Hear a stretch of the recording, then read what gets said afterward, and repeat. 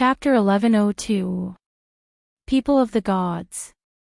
This term was sacred and distant, but at that moment, it seemed so real and so close. Brando was silent for a moment. He was so engrossed in the conversation that he didn't even notice that dozens of notifications had popped up in his records.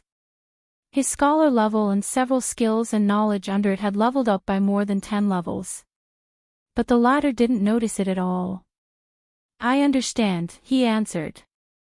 "But Lady Ovina, you once said that I have the authority of the Society of Truth, but I never felt it.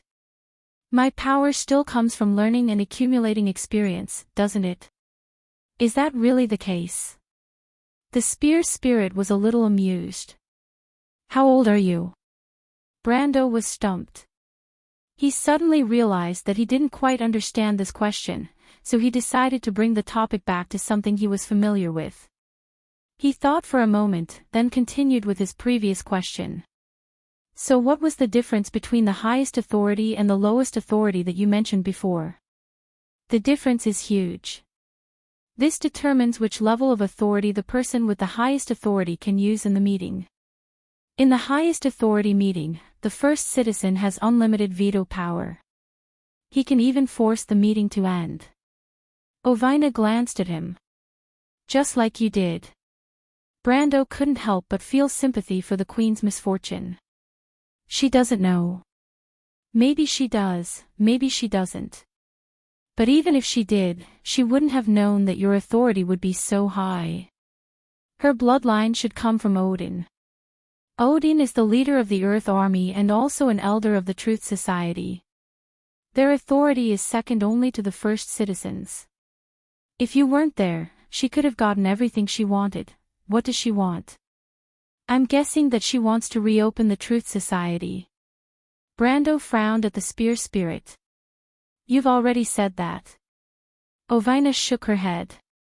"What I'm talking about is a permanent parliament, just like before the Sixth Era. With a permanent parliament, Babel Tower will stay in the modern world. There will also be first citizens of the parliament who will stay for a long time. The chosen and the promised of your era will eventually grow up and become the next generation of first citizens of the gods, receiving the inheritance from the ancient times." Brando couldn't help but be stunned. Wasn't this great? According to the Silver Queen's plan, if Babelta existed in the world, with the increase of the chosen ones, the civilization would eventually recover to a very high level, at least not inferior to before the era of mortals. Wouldn't that be much better than now? Then why was the Silver Queen acting so sneakily? He couldn't help but blurt out, "What's wrong with that?" Unexpectedly, this question made Ovina falter. She deliberated for a moment before answering. "Didn't the Bugis tell you the difference between the era of mortals and the era when gods still walked the earth?" Brando was stunned for a moment, wondering how the other party knew that he had met with Tumen, but then he realized that his alliance with the Bugis was obviously not a secret. He recalled what Tolman had told him. There seemed to be some relevant content in it, but he still did not understand how it was related. Could it be that if the mortal civilization continued to weaken, it would be able to deal with the growth of chaos? "It's hard for me to answer that question," Ovina answered. "Before the Truth Parliament closed, my master and I were fighting against Dusk and did not participate in the last meeting. They must have made some decisions during that meeting. I can only speculate based on that. But in the end, any question has to face the test of right and wrong, so whether it's good or bad in the end, I have no answer." At this moment Brendel suddenly thought of Sage Eloranta, thought of the Sacred Covenant, thought of the Buga people who kept everything that happened in the final battlefield a secret. He had a vague understanding in his heart, but he could not be sure. He shook his head gently. In this era of decline, it seemed that it was difficult for anyone to see the future clearly. The Silver Queen might have seen something that forced her to make such a decisive choice, but in the end, she died by his own hand. He asked himself if everything he did was right or wrong. There seemed to be no answer, but at least it wasn't worse than what happened in the game. Regarding this, could he only have a clear conscience? Where should mortals go from here? Perhaps only mortals themselves could answer this question. Then, Brando finally sorted out his thoughts and asked, I have one last question, and it's the answer I want to know the most right now. I want to ask, when the Silver Queen initiated the meeting, did she count me as one of the 3 initiators? Of course not, Ovina answered without hesitation. From what I can see, she never even saw you as an opponent. She cared a lot about Odin's legacy in you, but that's all there is to it. Legacy is legacy, bloodline is bloodline, these are 2 different things. At this point, she couldn't help but laugh. But she's a little stupid. If you don't have the bloodline of the divine people in you, why would Odin give you his legacy? If you weren't the chosen one, or the promised one, no matter how hard a mortal tried, they wouldn't be able to enter the Truth Parliament. Brando didn't find this funny. In fact, his face darkened. Scarlet was the only one around who noticed the change in her lord's expression. She subconsciously moved closer. Then who was the initiator of the meeting? As a Knight of the Azure Sky, was Scarlet a participant? Brando asked. Of course not, Ovina immediately denied. Although the Knight of the Azure Sky usually participates in the meeting, this time we were there as recorders, not participants. According to the rules, recorders are not allowed to participate in the meeting. If I remember correctly, that Prince Ogios should be a chosen one. Brando recalled. Most chosen ones had their own flaws. That Prince Ogios looked like a maniac. Judging from his strength and performance, it wasn't hard to come to this conclusion. Then other than him and Her Majesty, who was the 3rd participant? I'm not too sure about that, but that person had a very high level of authority, no less than Her Majesty. Ovina shook her head. Is he here? Brando immediately asked. He's not here, but I think he's in this city. Brando took a deep breath. He had a vague idea of a possibility. Why would the Silver Queen know about the Roman? Why would she specially invite the Roman to the Empire? Why was Princess Gloria seen near Bragg's? Also, why didn't his grandfather ever tell him about everything around him? Everything was too much of a coincidence. It was as if a broken chain had been reconnected. The cause and effect of everything automatically appeared in his mind. He felt a little regret. Perhaps allowing the little Roman to come here was a serious mistake. Once he thought about the possibility that the Roman was the baby girl from 60 years ago, and that there was a great secret hidden within her, Brando suddenly felt like he couldn't sit still. He subconsciously wanted to walk out of the Garden of White Roses. But Medisha and the Shire immediately stopped him. Although they weren't standing as close as Scarlet, they were also constantly monitoring their lord's movements. His conversation with Ovina could be hidden from normal people, but as planeswalker creatures who were closely connected to Brando, they could hear it. My lord, you can't go out. My lord, what are you trying to do? It's getting late. Miss Ko Hua's puppies outside won't recognize you as her master. Besides, who knows what the cultists are up to in the outer city? Medisha looked at Brando's gloomy face and asked in a small voice, My lord, are you worried about the Roman? Brando looked at her and nodded silently. But he couldn't explain all the reasons at once. He was about to speak when a figure appeared in front of him. It was the witch he saw at the Cat and Whisker Inn. He didn't know when she had appeared at the front gate of the Garden of White Roses. She slowly walked through the crowd and no one asked her anything. It was as if she was supposed to be there. The witch came before Brando and looked at him silently. After a while, she said, Something has happened to the Roman. You must leave immediately. Brando was stunned. It was as if there was a sharp dagger in this woman's words. When she opened her mouth, it stabbed at the most fearful part of his heart. He took a deep breath before he came back to his senses. He looked at the other party and asked, Who are you? The witch took off her veil without hesitation. At that moment Brando almost thought that he saw several faces. Some of them were even quite familiar to him. It seemed that he had seen them somewhere recently. But in the end, he saw the real appearance of the other party. Princess Gloria was not beautiful. Among the excellent bloodlines of the Corcava royal family, she could only be regarded as ordinary. She was far from her niece, Griffine, who had elven blood. But her temperament was rarely seen by Brando. Perhaps it was the years of living as a witch that shrouded her with a mysterious aura. Under this aura, this lady gave people a feeling that was difficult to describe with simple words. Brando had only seen a similar temperament on one person, and that person was now in front of him. She had another name in the countryside of Butchie. The locals called her Lady Isaiah, but in front of the Roman and him, she had always called herself Aunt Jenny. This was a middle-aged woman, but the traces of time left on her face were not many. Aunt Jenny, you should have guessed who I am, Princess Gloria replied. Now I allow you to use my real name. What I want to tell you is that your guess is basically correct. The Roman was indeed raised by me. Perhaps you still have a lot of doubts in your heart, but now you must listen to me and leave here immediately. Why? Brando froze. The others also frowned and looked at the other party. Among them, the Silver Elf Princess and the Shire had already vaguely guessed the other party's identity. Scarlet and Mephistopheles had a look of vigilance. As for Enrich, she yawned and revealed her sharp canine teeth. There's no time, but I will explain it to you. Gloria's face was a little serious. Go find Nydivan and Vala. I want to borrow Cruz's long-range teleportation formation. They won't agree. That's Cruz's secret. Brando immediately shook his head.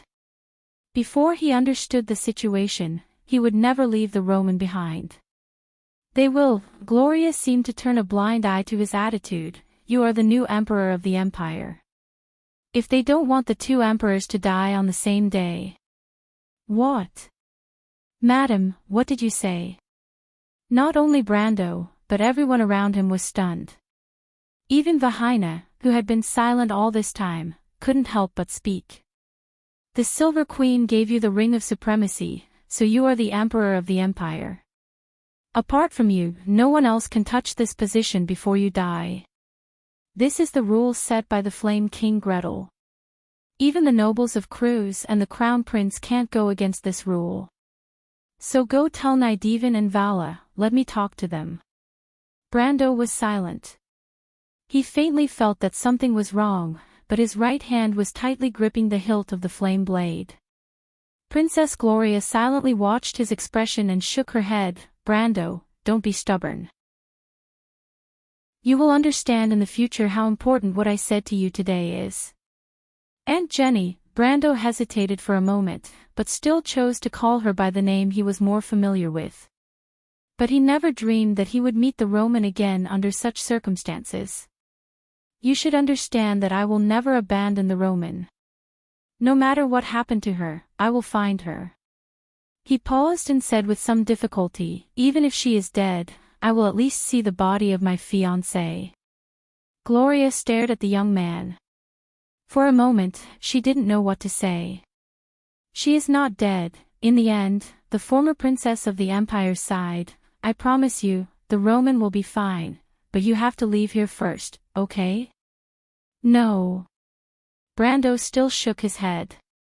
In reality, he had already planned to force his way past her and go to the outer city to find the Roman. Even though he had only spoken with Ovina for a short while, his heart was already burning with anxiety. But at that moment, someone in the rose garden suddenly screamed, Martha above, look at the moon. Everyone subconsciously turned their heads, and their eyes widened. That lonely black moon hanging in the sky was actually falling. The entire world seemed to resonate with it and trembled slightly. That scene. It was as if the end of the world had arrived. But Brando vaguely felt that he had seen the same scene somewhere before. P.S. I spent a lot of time organizing my thoughts and writing the outline of this volume today, so I wrote it a little late. When I finished, it was already 10 o'clock. Chapter 1103. The dark moon was torn apart in the sky. At first, its speed was extremely slow to the naked eye. People saw the moon slowly split into several larger fragments in midair. They slowly separated, and then dense cracks appeared on the surface of the moon. It suddenly expanded and split into countless smaller fragments. These fragments broke free from the gravitational force between each other and flew in all directions. Such a picture scroll was extremely quiet in the eyes of the crowd at first, but gradually it began to move faster. A few minutes later, the scattered fragments began to penetrate the clouds, pulling out long golden-red flaming tails. It was as if there was a steel rain in the sky. At first, there were specks of light, and then golden lines slowly drew out in the sky, densely packed and lighting up the sky. The sky began to gradually become brighter, as if the clouds were burning. The light of the meteorite fragments reflected half of the sky into a golden-red doomsday-like color. The golden lines were reflected in Brando's dark brown eyes. The golden-red sky, the meteorites falling through the clouds. He recalled when he had seen such a scene before. It was in the dream of the battle with White. The scene in front of him was almost exactly the same as what he saw in the second dream. A voice boomed in his head. The twilight of the myriad worlds, the twilight of the gods. There was dead silence in the rose garden. The entire capital of the empire and even the Banqual region were shrouded in the bright light of destruction. How could people react in the face of such a scene? Before the end of the world, who could protect themselves? At this time, the larger fragments had begun to enter the clouds, and the thick clouds were suddenly cleared. Like a giant wolf made of light and shadow, they rushed out of the clouds and howled in the air. Their voices were distant and sad, as if they were singing a funeral song for the end of a world. There was a rumbling sound in the air, like some kind of magic resonance. The air vibrated, and waves of air fell from the sky and hit the ground. With a few cracking sounds, a few long cracks appeared on the ground of the white rose garden. These cracks extended all the way to the square outside. The crowd immediately staggered. Only then did most of the nobles react, screaming and looking for cover. Men were pushing and shoving women. The noblewomen and young ladies were wailing. Angry shouts and voices trying to maintain order filled the air. The scene was chaotic. It was like a drama unfolding before Brando's eyes, but at this moment, he was surprisingly calm. It was just like the last battle in the Alkash Mountains, when the undead swarmed into the battlefield like a tide. He didn't have the slightest fear in his heart. He only had thoughts of how to get rid of the enemy in front of him. Black Tea had once said that he was a natural-born warrior. Senior Allium Japonicum had also felt sorry for him when she left. She told him that if he had more resources, a stronger empire, or a stronger guild, his achievements might be even greater. However, Brando didn't care. His sword would only appear for things that he recognized. He turned his head, pointed to the chaotic scene, and said to everyone present, "Metasha, you go and maintain order. Find a way to persuade the Flame Family Knight Regiment to open the royal tunnel and let everyone hide in it. The Shire, you go and find Prime Minister Nydivan and the Holy See of Walla. Only they have the authority to control these people. Mephistopheles, Andrique, you go and protect the Duke of Flowers and his family, as well as the nobles who came with us and the young man." The Shire, who always liked to make fun of his lord, was silent at this moment. Obviously, he understood the priorities. The four nodded and left. Only Scarlet and the three Valkyries were left by Brando's side. Veronica and Lady Sydney went to the nobles. As people of the Empire, they couldn't stay out of the Silver Queen's death. Princess Gloria looked at this scene and shook her head gently. "It's useless to hide there. You have to leave here." Brendel was silent for a moment before he replied, "I won't go anywhere without her. It's useless for you to stay. But if I don't stay, I will regret it." Princess Gloria looked at him steadily. "I'll go with you." "No," Brando shook his head, I'll go alone. You can't be willful. Do you know why the Silver Queen gave you that ring? It's just a ring. No one will take it seriously. Brando shook his head indifferently. Even if the old Prime Minister and Walla agreed, what could it prove? The nobles of the Empire couldn't let an heroine rule them. They couldn't change the will of the entire empire. How many people's interests were intertwined? Princess Gloria didn't argue with him and only replied, "It's not just a ring. You're an adult, Brando, no longer a boy. It's precisely because I'm an adult. Since you're an adult, you should understand that those things can't be done." There's nothing that can't be done. Brando hated this kind of aristocratic argument. There are only things that should be done and things that shouldn't be done. For example, going to your death.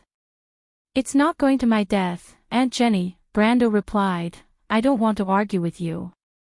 I hope you can do me a favor. If that's the case, then you have to listen to me.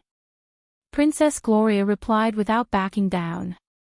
No, there's no room for discussion. Brando shook his head. Aunt Jenny, I don't care if the Roman is the baby girl from 60 years ago, but at least I know that she was raised by you. I believe in the relationship between you and the Roman.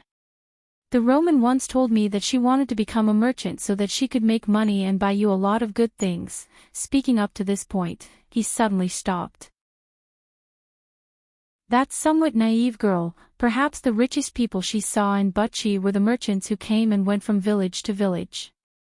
He could still remember the time when he and Romaine were haggling with those guys over a small amount of things. Romaine's bag was filled with all sorts of strange treasures, all of which were bought with the money that they had saved up bit by bit. To be able to become a merchant and make money was her biggest dream. Brando felt that something was stuck in his throat, to the extent that he couldn't say anything else. He just looked at the ladder without saying a word. The expression on Princess Gloria's face finally softened. What do you want me to help you with? You have to first tell me what happened to the Roman. Brando replied. A part of the Dusk Dragon's will is sealed in her body. If this seal is removed, then the Dusk Dragon is likely to take over her body and descend into this world. Princess Gloria replied word by word. The screams of the crowd seemed to be far away at this moment, and the surrounding sounds became illusory. Brando didn't say a word, and the two of them were so quiet that even a pin drop could be heard. But the latter didn't say a word, not because of shock. In fact, he already had a faint guess in his heart, but when this guess was confirmed, he still felt suffocated. Back then, the Silver Queen, Darius, and the Dragon Queen Gwendolyn found a baby girl on the final battlefield. That baby girl is today's Roman, but when the three of them found the baby girl was in a dormant state. It was the Silver Queen who inadvertently awakened the latter, and then discovered that the Dusk Dragon's will was sealed in the Roman's body.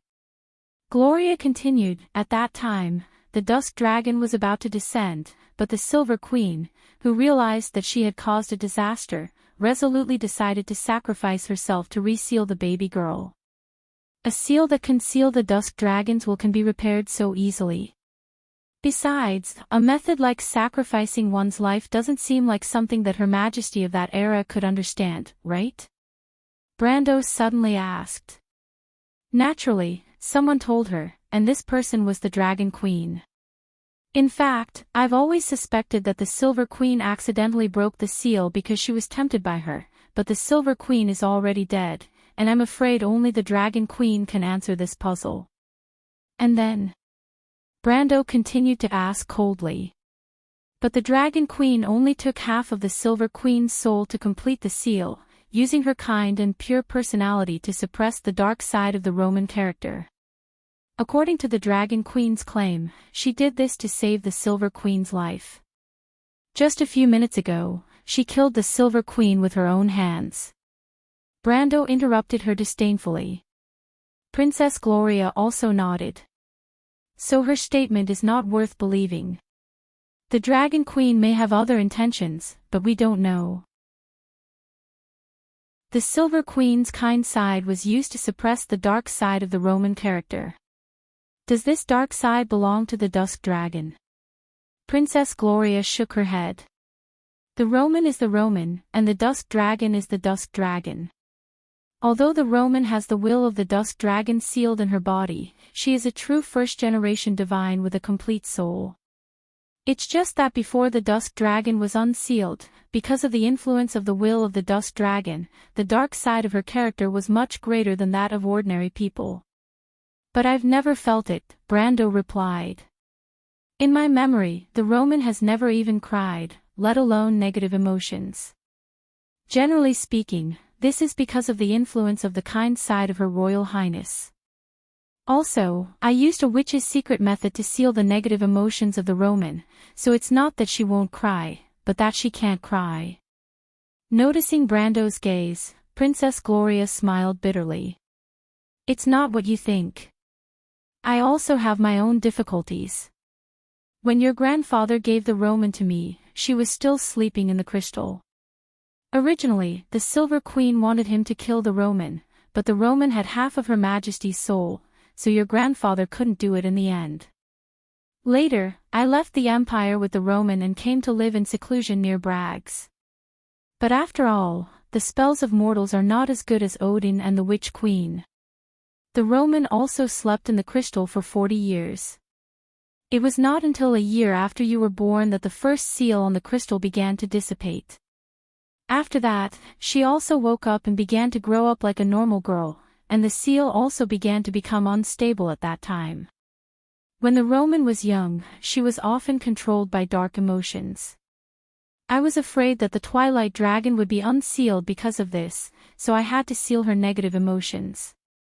When did that happen? When the Roman was 7 or 8 years old. Impossible, Brando shook his head. At that time, I was already in Butchie. How could I not know? My impression of the Roman is no different from the present. Speaking of this, he suddenly stopped and looked at the former princess of the kingdom in front of him. Gloria showed a helpless expression. The memories of you, Freya, and the Roman have been modified by me. Because of some things, I left you something. After you leave here, you will understand everything that happened at that time. I hope you didn't lie to me this time, Aunt Jenny. Brando. Princess Gloria showed a sad expression. I'm sorry, Brando sighed. I understand your feelings for me, the Roman, and Freya, Aunt Jenny, but this time it was really beyond my expectations. I understand, Princess Gloria shook her head gently. You can go find the Roman. I probably understand your thoughts. Before that, I still need you to do me a favor, Aunt Jenny. Say it. The ring you told me about, the Supreme Ring. If it really has such great authority, then I hope you can help me persuade the old Prime Minister and the Great Holy See of Walla to agree to open the long-distance teleportation circle of the royal family and send Medisha and the others away. Of course it has. Gloria's lips moved. She wanted to tell him that the ring represented more than he thought. The greatest treasure left by the Flame King was not the vast territory and supreme power of the Empire. Any successor with the royal blood in their body could be the Emperor of the Empire, but not anyone could become the Flame King. But in the end, she didn't say it. She understood that some things couldn't be forced. That ring, Brendel continued, I'll return it to His Highness after I'm done with it. I have no intention of becoming a king, and I have no intention of getting involved in this whirlpool of disputes. Besides, His Highness is considered my friend. It is His Royal Highness' fortune to have a friend like you, but this ring won't be in his hands. A voice interrupted. Brando turned around and found that it was Lady Veronica. The latter had just returned with a worried look on her face. This matter doesn't need to go through the Prime Minister. I can agree to open the long-distance teleportation circle of the royal family. But I don't think the two lords will object even if they know. Not only Medisha and the others, but also a large number of nobles and envoys from various countries must be teleported away. Otherwise, there will be big trouble. Brando then remembered something and said to the latter. Then I'll have to trouble you, Army Commander. Send my regards to Princess Magadol and thank her very much for her help. Veronica nodded and looked at him silently.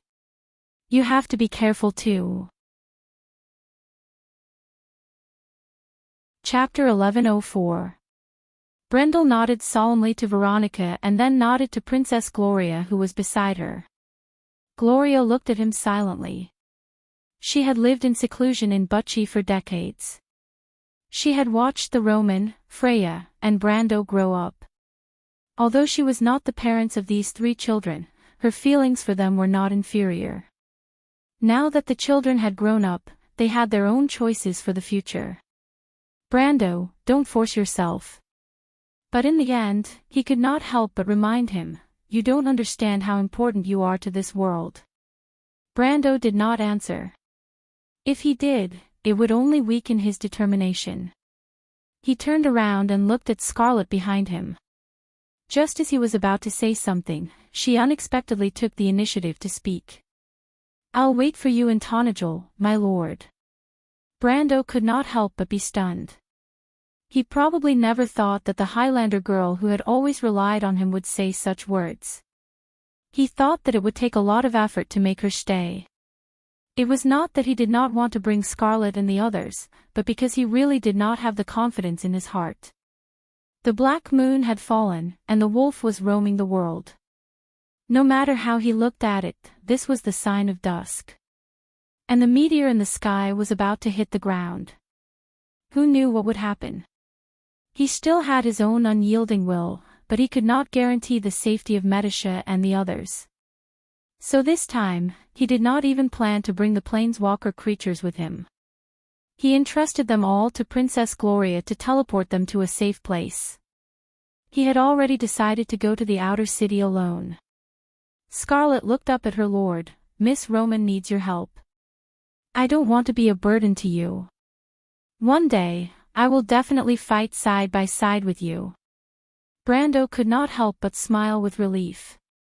After going through so many things, in his eyes, this Highlander girl had finally grown up.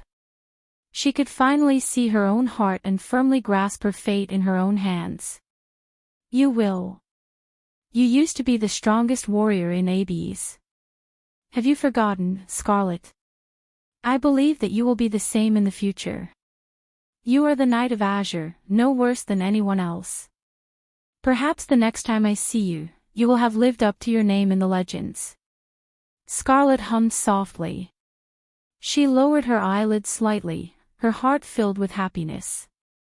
Brando looked at everyone in the courtyard, then turned and walked out of the White Rose Garden. When he passed through the main gate, he heard someone call his name behind him. Sir Brando, Count. The voice shouted from afar. I'm Henriette, and Bradjet is my grandfather. He was once beaten to a pulp by your grandfather. You may not remember the name, but it doesn't matter. I challenge you to a duel. Remember, you still have Henriette to fight. Conrad pulled his friend back and glared at him. You're crazy.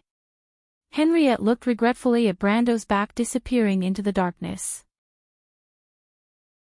He shook his head. Of course I'm not crazy. It's a pity. I still want to find him and make friends. Then why did you challenge him? Conrad was so shocked that he almost forgot about the doomsday scene in the sky. Is there a conflict between the two? Henriette replied proudly. I challenge the Count to protect the honor of my family. Regardless of whether I win or lose, as a descendant of my grandfather, I must set an example. However, I admire the Count from the bottom of my heart, and I am willing to form a friendship with the Count. This is my personal matter, and there is nothing wrong with it. Even if I die in the Count's hands, it only proves that I am not skilled enough. After a pause, the young man said matter-of-factly, besides, did you hear what Lady Veronica and the others said? Her Majesty the Queen has given the Ring of Supremacy to the Count. Isn't it a win-win situation to build a good relationship with the future Emperor? No, Conrad shook his head. I think the crux of the problem is that you want to duel with His Majesty the Emperor. Then I will do it before he ascends to the throne. The question was, could the Count really ascend to the throne? Conrad couldn't help but fall into deep thought. Freya felt like she was in a strange dream. The pale full moon, the dark night sky, and the shadows of the black pine forest in the distance. The moonlight illuminated everything clearly. A wooden and stone farmhouse that was common in the countryside of Bucci, with a barn and a stable beside it. The fields in the distance seemed to be shrouded in a layer of silver. Fields of barley swayed slightly in the night breeze. This was the most common scene in the countryside of Bucci at the end of summer. But she faintly felt that she had seen a similar scene before, and it wasn't a dream. This memory fragment lingered in her mind, but she couldn't get rid of it. She thought about it repeatedly, but could only come up with some trivial conclusions. It was meaningless. But she knew that she was dreaming. She stood in the courtyard, with the road leading to the forest behind her and the open door of the farmhouse in front of her. She remembered this place. Before the Roman and her aunt moved to the hill where Brando's old house was, they lived here. This place should be behind a small forest outside the village, next to a field. The black pine forest behind her also confirmed her guess. But what she didn't understand was how she could return to this place in her dream. She only had a little impression of this place when she was very, very young. She only remembered that there was a fire here, and then the Roman and her aunt moved to a place further away from the village. But it was strange that most of the elders in the village didn't have any impression of this fire. When others talked about it, they didn't talk about it in detail. It was not that they wanted to hide anything, but it was as if the memory was too long ago and too vague. But after the incident, people said, "Thank God, Martha, no one was hurt." Freya stood in this scene with some curiosity. The memories of Bucci and her childhood seemed to be something that happened a long time ago. Although she often remembered her aunt's family in her dreams, and recalled the tragic war. But she didn't expect that she would dream of coming to Roman and her aunt's first home the day before the war. This dream was so clear. She felt a little emotional and couldn't help but walk into the farmhouse. She couldn't help but think about what she would see. Would she see the little Roman and Aunt Jenny from that time? She suddenly remembered that she hadn't seen Aunt Jenny for a long time since the fall of Bucci. Although the people in the village didn't like Roman and her aunt, she had an inexplicable sense of closeness to Aunt Jenny. It seemed to be the same for Brando. In the village, only the three children had the best relationship with Aunt Jenny. Unfortunately, Brando would only come to the village every summer. When winter came, he would go back to Bragg's. Before the fall of Bucci, she had never been to Bragg's. She had only heard about this city from Brando and other people's descriptions. Freya didn't expect that one day she would go to so many places and come to Tonagel, which was so far away from Bucci. But her nostalgia for her hometown never stopped. With such strange thoughts, she walked into the house quietly. Then she was stunned. The house was a mess. Broken cabinets, overturned tables, chairs, collapsed stairs, and even a wall had collapsed. All kinds of utensils were scattered on the ground. Then there was blood. Bright blood. The moonlight flowed into the house through the hole, illuminating everything. The bright red blood was also quietly reflected on the walls, the floor, and everywhere. She saw two corpses with pale skin. One of them was even torn in half, with internal organs scattered on the ground. The other was on the bed, with a big hole in the back where the heart was. Freya shuddered. She swore that she had never seen the owner of these two corpses, nor had she ever seen anything like this. But she felt a sense of familiarity in her heart, as if all of this had really happened before. She looked around anxiously. A low sobbing sound entered her ears.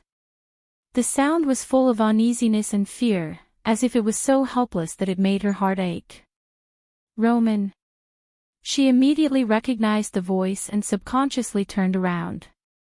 Sure enough, she saw a small figure standing there, sobbing softly. It was the Roman in her memory. He was only 7 or 8 years old, but there was a faint trace of him. Freya suddenly remembered that in her memory, the Roman had never cried so sadly. The only time he saw her cry was when the two of them got lost in the Black Forest. She remembered that time when she slipped and fell into a mountain stream. The scar was still on her back. In the end, it was the Roman who carried her out of the forest. She still remembered that after that, the two of them made a solemn vow that they would never be weak, afraid, and would never cry again. Although it was just a child's vow, Roman seemed to have really kept his promise after that and never cried again. On the contrary, since childhood, she had been crying. Thinking of this, she couldn't help but blush slightly. When she participated in the militia training, she didn't know how many times she cried in private because of the poor results. But Freya immediately woke up. She didn't understand what was going on with this dream. Was it just a simple nightmare? Or was it a sign? Witches were superstitious about the power of dreams. Although Freya was not a witch, at this moment, she felt that she was sober and not in a dream. She walked over and gently hugged the crying little Roman. She softly asked, "What's wrong?" I killed my father and mother, Freya." "What did you say?" Freya was stunned. "Where did your father and mother come from? Haven't you always lived with your aunt?" I don't know. Whoa, what should I do? My father drank and wanted to hit my mother. I don't know what happened. Whoa. Roman, wake up. This is just a dream. Nothing like this has ever happened. The little Roman didn't seem to hear it. She sobbed and asked, "Freya, I killed my father and mother. What should I do?" She suddenly raised her head and looked at Freya nervously. "Freya, will you tell the others? They will come to kill me, right?" Roman, what are you talking about? You will do that, right? Roman, wake up. This is just a dream. Freya subconsciously pressed on the other person's shoulder, wanting to shake her awake. She seemed to have forgotten that she was also in a dream. But just as her hands touched the Roman's shoulder, she saw the other person raise her head. There was no white in her eyes, no pupils, only a dark void. Roman looked at her coldly. "Freya, you are a traitor." I didn't." "Roman, what's wrong with you?" Freya was shocked. "You are a traitor. Everyone has betrayed me. You are all the same." Roman said coldly. "No, Roman, how could we betray you? And Brando, he will always be by your side." Freya asked carefully, "Roman, what's wrong with your eyes?" But Roman's little face showed a painful expression, and Brando, where are you? Just as Freya was about to say something, she suddenly felt a sharp pain in her chest. She looked down and saw a gleaming dagger stuck in her chest. She raised her head in disbelief and looked at the little girl in her arms. "Roman. You took away Brando," Roman replied faintly. "I'm going to kill you." "No," Freya almost screamed, sitting up from her bed in cold sweat. She raised her head. It was dark all around. She was still in her room in Abby's castle. She froze for a moment, then realized that she just had a nightmare. "Miss Freya." Su Xiaoxin's voice came from outside the door. "I'm fine," Freya hurriedly replied. "It was just a nightmare." "Haven't you slept yet?" "I can't sleep. Miss Roman has gone to the Empire. There are too many things left for the Chamber of Commerce in Ampere Seal. Miss Roman trusts me so much, I have to live up to her trust." Hearing the word Roman, Freya's heart thumped again. She felt a little uneasy and asked subconsciously, "Is there any news from the Lord?" No, Mississippi. Since Captain Yuta and the others sent back the news from the Evergreen Corridor, there has been no follow-up. The voice outside the door paused for a moment, then replied, "This is normal. The Empire has long lost control south of the Evergreen Corridor. It's normal that they can't send back news. But Captain Yuta and the others are traveling with our fleet. There shouldn't be a problem on the way." Freya wanted to say that she was actually worried about Brando and Roman, but she thought about it and didn't say it. She silently recalled the previous dream, but suddenly, she was stunned.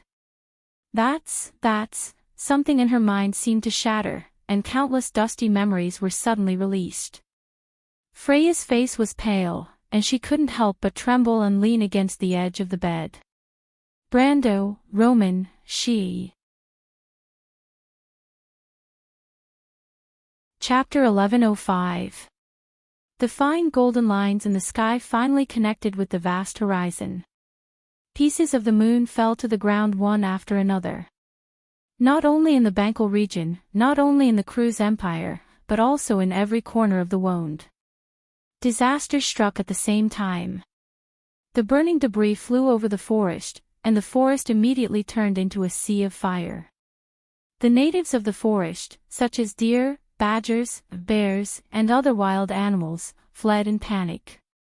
The residents of the town could only watch helplessly as the rats ran into the streets in groups, as if they had gone mad.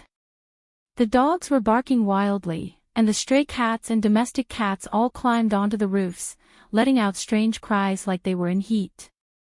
A beam of golden light streaked across the sky and fell into the horizon. Bang!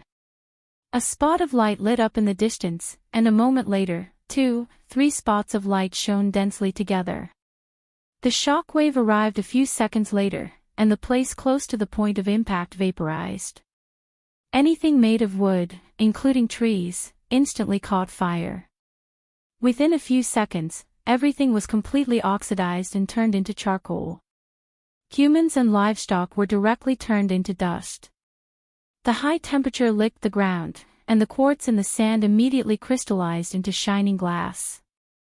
In a place a little further away, the airflow turned into a hurricane and swept through the town, rolling up all the odds and ends. The white iron signboards clanged desperately, and the streets were filled with the screams, shouts, cries, and the sounds of bottles and jars breaking. People saw the airflow rolling up smoke and dust several miles high. Lakes and rivers were sucked into the sky by the hurricane, and then fell back down. Dead fish splashed on the roofs. In some places, when the burning debris swept across the sky, thousands of miles of swamps and lakes were evaporated. The hot air rapidly rose, and then fell down as torrential rain and hail. The temperature of the ground rapidly dropped, and in the blink of an eye, it was covered in ice and snow. A blizzard whistled as it attacked. In Luokeki, the cult of the Black Flame even came out to celebrate. But soon, the local garrison was alerted, and the two sides fought fiercely until rivers of blood flowed. The largest meteorite flew over the heads of both sides, and the high temperature ignited everything that could be ignited. Even the metal turned into liquid and fell to the ground, and then solidified again. The robes of the cult of the Black Flame were mostly made of linen, so the ignition point was even lower. Balls of fire rolled on the ground, wailing, or ran all over the street. The water wells had long evaporated, and even the whole street looked like a scorched hell. The destructive shock wave took away everything in an instant. The meteor crashed into the border of Broken Sword Mountain Range, and the explosion triggered a terrible geological disaster, a volcanic eruption followed by an earthquake. The ground sank, and the mountains and rivers moved. Everything within a radius of thousands of miles was turned into ruins. Villages, towns, humans, and livestock were all buried. Half an hour later, a brand new rift valley appeared on the map. It spanned hundreds of miles and even caused the sublime inland sea to flow backwards, forming a future lake. The Rock Keki province had completely disappeared from the Empire's map, along with the 1.3 million people living there. But in Erewhon, it was a different story. Freya, who was awakened by a nightmare, heard the screams in the yard outside. She put on her clothes and opened the window. It was 1 or 2 o'clock in the morning, but the sky was shining with a fiery red light. Bright spots of light pierced through the clouds, falling towards Menta, Radnor, and the Erech Highlands in the north, or Karsuk, Grinwars, and Viro in the east. A large flare was splitting the clouds overhead. The golden-red clouds were like flowing oil, cut in half by a blazing hot knife. The flare extended in a radial direction, heading straight for the Black Forest in the south of Abes. As it swept past the Greyhaw Ridge, sparks of fire appeared on the mountain. The servants ran around the yard like headless flies, shouting and yelling. The maidservants were carrying basins to fetch water because the stable was on fire. Freya frowned as she stood by the window, shouting, "Bring my horse out, I'm going to see the princess in Valhalla. The rest of you, organize people to put out the fire. The rest of you, open the cellar. Let the women and children hide underground." Just as she finished speaking, a strange scene appeared. Amidst the mountains of Chablis, above a lake surrounded by a tranquil forest, a pillar of light rose from the center of the lake and shot into the sky. Then, south of Trondheim, in the direction of the loop of trade winds, a second pillar of light rose. Near Brags, in the valley where the saint's legacy was, a third pillar of light rose. Then, a pillar of light rose from Cipher, Grey Mountain, Corvado, Radnor, and Lantanailen. 8 pillars of light shone in the night sky, supporting the sky above Erewhon. A moment later, a series of dense flashes exploded above the clouds, and the falling debris seemed to have crashed into an invisible barrier. In the sky above Coldwood Castle, a golden ring of flame was spreading out. The sky was rumbling, and the falling meteorites were being torn apart. Then, a series of even denser explosions sounded, and the clouds seemed to have been ignited. Strong winds blew down from the sky, and the sound of tiles falling off could be heard from the castle. The black pine forest in the surroundings was like a wheat field in autumn, falling to the ground.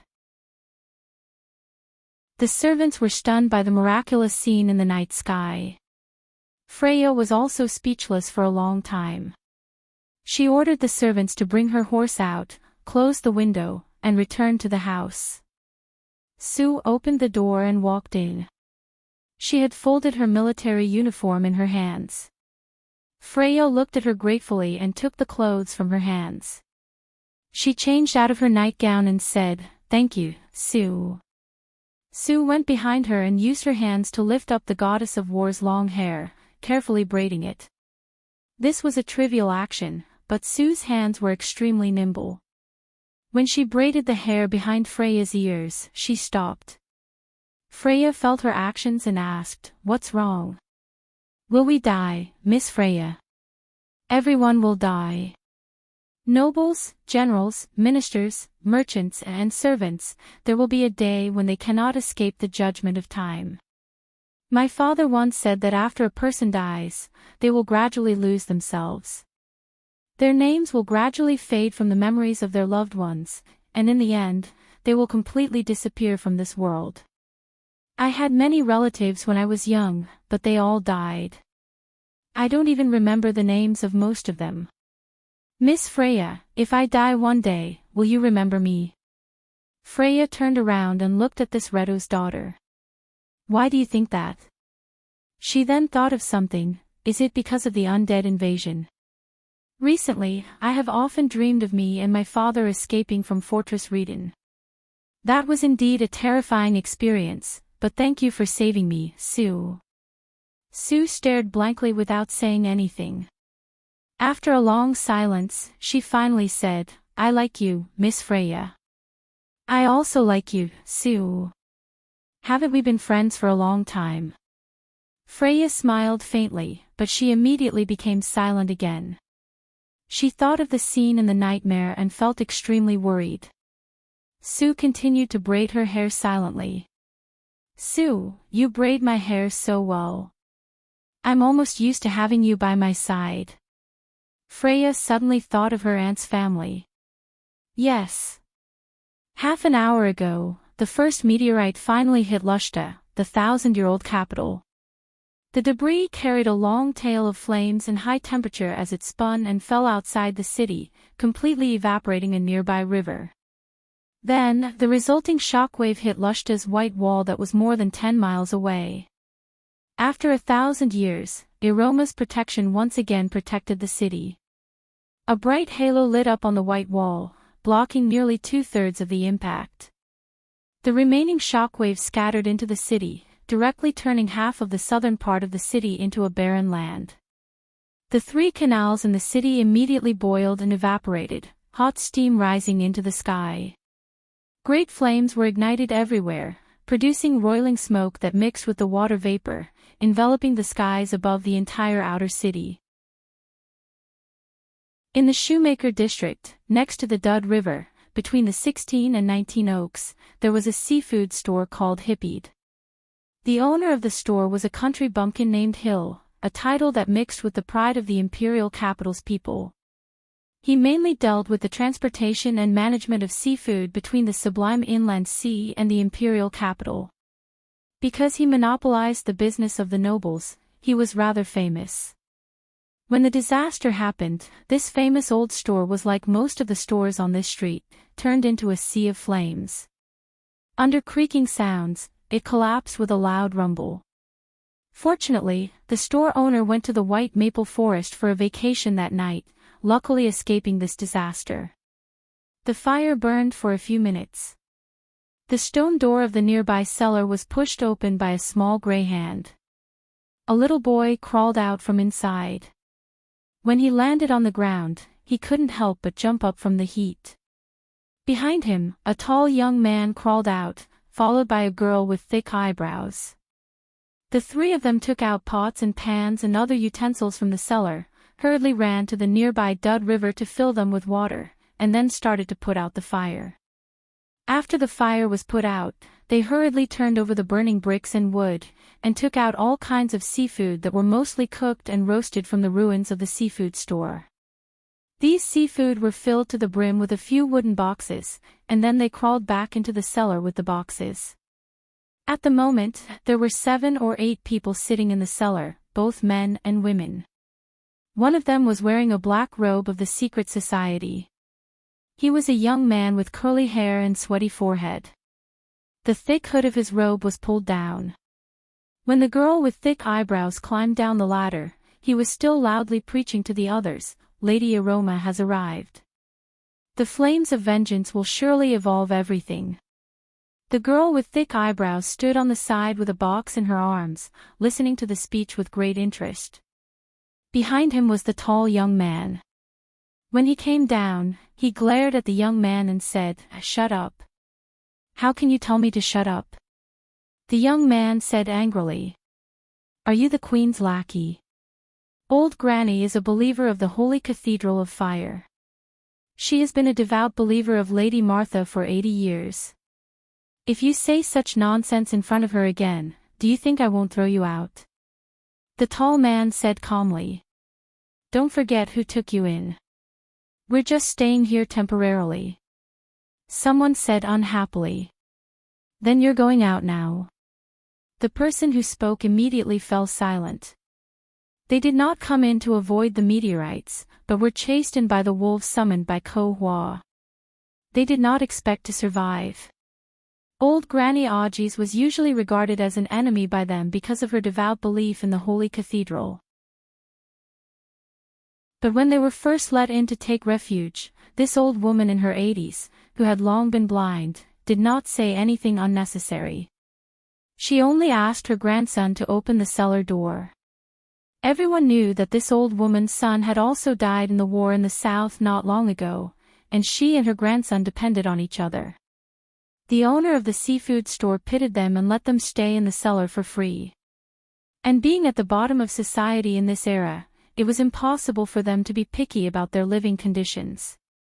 The little boy was the last to climb down. Looking at so many people in the cellar with his mouth closed, he seemed a little shy. He silently walked to his grandmother's side. The latter smiled and patted him on the back. Go get everyone some water. There's not much water left, old Granny Augies. The river outside is almost dry. The tall man frowned. We have to drink water. There's always a way. Go, everyone's mouths are dry. The old woman's pair of turbid eyes stared straight at the air in front of her as if there was something there. Her wrinkled face smiled slightly as she replied. The tall man did not say anything. He was old Heathcliff's apprentice, and the girl with the thick eyebrows was the daughter of the owner of the seafood store. The two of them actually had nothing to do with the old granny. The water was stored in a dried mud vat, and it was only a third full. The little boy stood on his tiptoes and scooped up a ladle for each of them. The tall man saw that the boy was struggling and walked over to take the wooden ladle. He poured half of the water in the ladle and handed it to the secret society clergyman. The latter glared at him but did not dare to do anything. He silently took the ladle and drank. Everyone was silent as they drank the water in silence. When Hippamra opened her eyes, this was the scene she saw.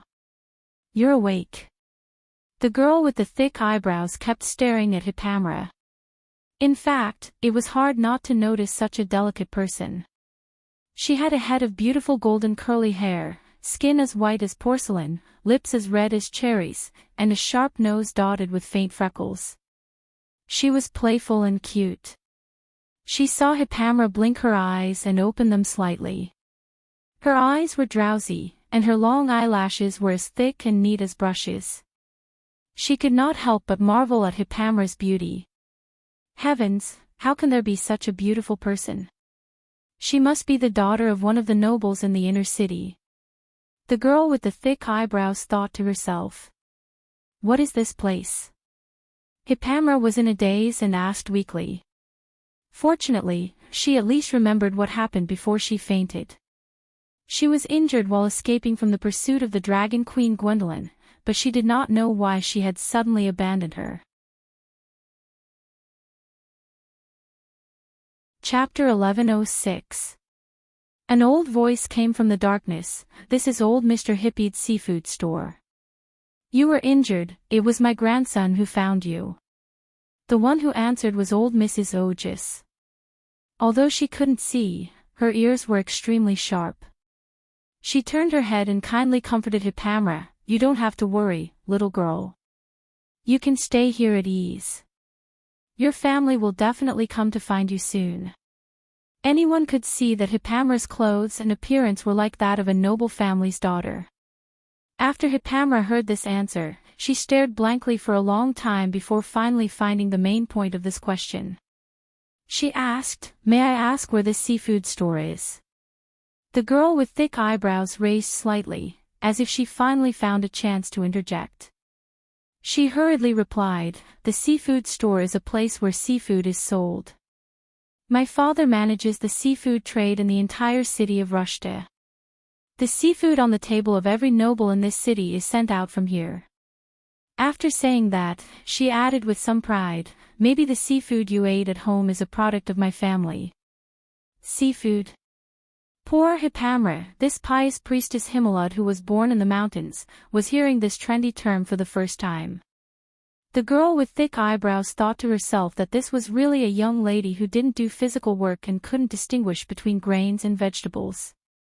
But strangely, she didn't feel disgusted at all in her heart and even had a bit of a good impression. She replied, It's fish, shrimp, crabs, and other seafood. Hippamra immediately sobered up and asked with wide eyes, You actually eat shrimp and crabs? Of course, the blue lobsters of Cloak Bay and the sea crabs of Fishta are all top-quality seafood. The girl with thick eyebrows carefully explained. But Hippamra didn't seem to hear and muttered to herself, You actually eat shrimp and crabs? How terrible, they are friends of humans, what? The daughter of the seafood store owner was stunned. Hippamra looked at the box the little boy was holding in the water with some sadness. She had already seen a lot of friends of humans inside. The young girl's heart was grieved to the point of speechlessness. The girl with the thick eyebrows was at a loss for a moment. She didn't know why, but when she saw Hippamra's depressed face, she felt very sad. She quickly comforted her, It's not a big deal if you don't like to eat lobsters and crabs. Cod and sardines are also very good. I'm fine. You don't have to comfort me. Thank you. Hippamra heard the comforting tone in the latter's voice and replied softly, also, it's prawns. Not just prawns, they are all friends of humans. The girl with the thick eyebrows was stunned again. For a moment, she was speechless. No matter how hard she racked her brain, she couldn't figure out why shrimp and crab were friends with humans. At this time, Hippamra sat up on the bed. She lifted the quilt and cast a healing spell on herself. A ball of light appeared in her hand and merged into her body, healing the wounds on her body. The cellar suddenly fell silent. You are a priest. The girl with the thick eyebrows felt that her brain was about to overload. She never dreamed that they would pick up a priest from the holy cathedral. In the eyes of the commoners, a high-grade believer who could cast holy spells had a status higher than that of the aristocrats. Hippamra looked puzzled at the group of people in the cellar who were staring at her, and replied doubtfully, Yes, I am a priest of Lady Himmelud. The cellar was silent for a moment. Martha, bless you, lady, you are a priest. I didn't see wrong, did I? Lady, you just cast a profound holy spell, right? Lady, you must save us. It seemed that in an instant, the crowd burst into a clamor. Hippamra was startled and quickly replied a little bewildered, You are mistaken. That is not a profound holy spell. It is just a healing spell. It is just a second circle spell. It is just a healing spell. Everyone sucked in a breath of cold air. Perhaps in the eyes of others, there were hundreds of people in the empire who were in the supreme realm and elemental level, thousands of people above the gold rank, and countless people above the silver rank and black iron rank. They could not help but have an illusion that there was no existence below the black iron rank in the empire, and that even the commoners were at least at the level of white rank or above. But in fact, this was a misunderstanding. The huge number of strong people in the empire was based on its equally huge territory and population base. In fact, in terms of the number of geniuses in 100 people, the empire and Fanzan were far less than the Wind Elves, and were not much higher than Erewhon. And for the Holy Cathedral, there were many existences above the black iron and silver rank, but they were often an important part of the soldier monks and the army of the church. Those above the gold rank were at least high-grade priests in a region, and when they reached the elemental level, they would at least hold the position of bishop. For the commoners, the most they saw was a priest in charge of a church or a regional holy cathedral. In fact, the strength of the priests was at most at the silver rank. As for the commoners, they ranged from the white rank to the black iron rank. Therefore, to them, priests were already high-ranking members of the clergy. However, these people's magic power was limited. If they could use substitutes, they would rarely perform miracles. Therefore, their knowledge of pharmaceutics might sometimes far exceed their knowledge of religious studies. As for a mere healing spell, it was even more impossible to talk about. So because of this sentence, Hippamra's position in the hearts of the commoners suddenly rose a lot, not to mention that her appearance was a plus point. In the eyes of the 7 or 8 commoners in the cellar, this goddess-like young lady was already the savior in their hearts. Sir, please take us away from here. That's right, my lord. You must save your believers. The commoners all started to discuss, but the big guy at the side couldn't help but snort.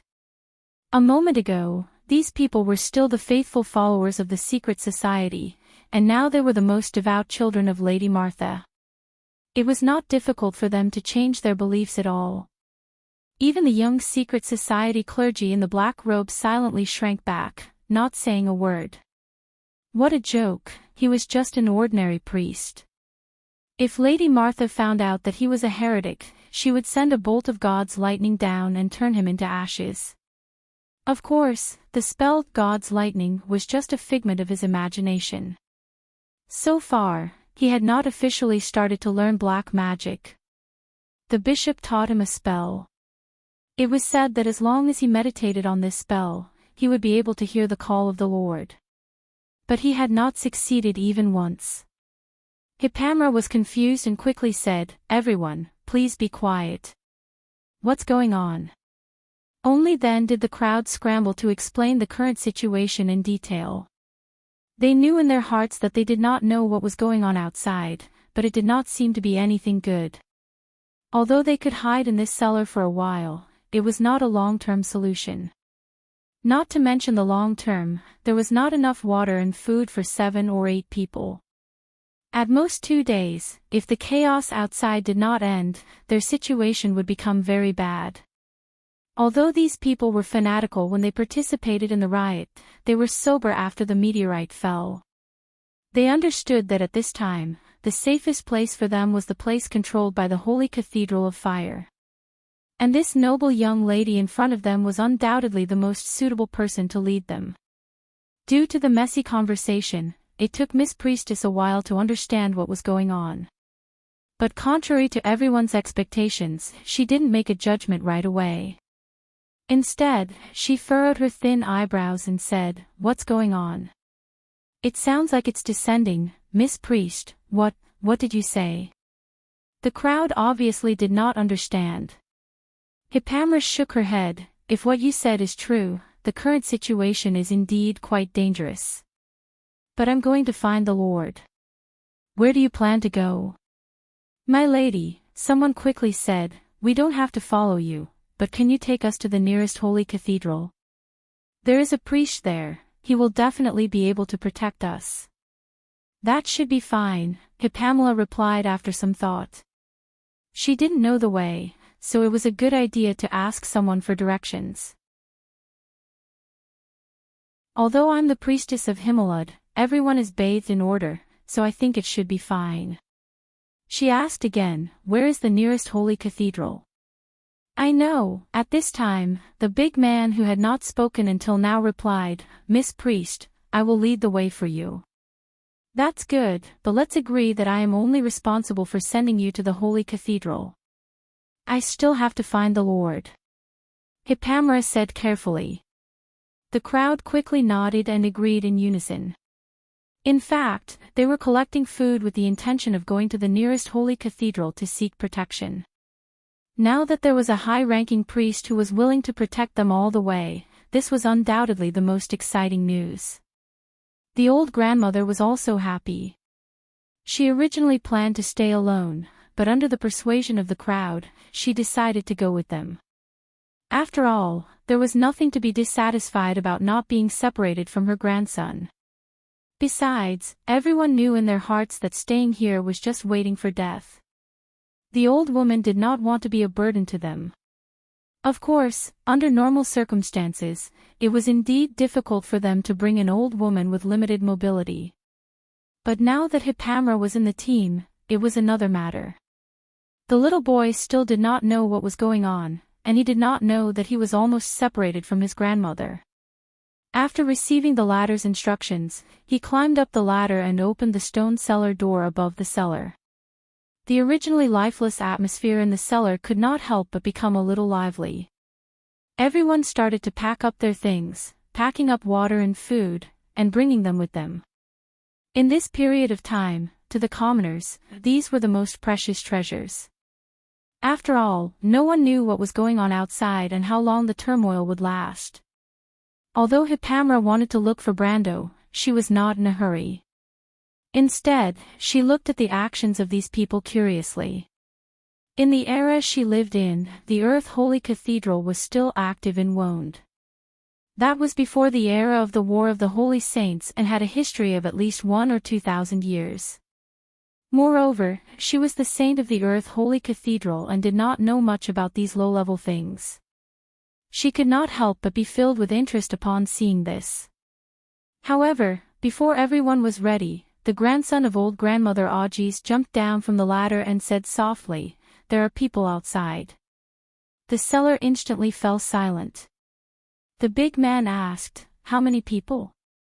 The little boy threw a glance at the secret society's priests who were standing in a dark corner behind them and said, 7 or 8 people like him.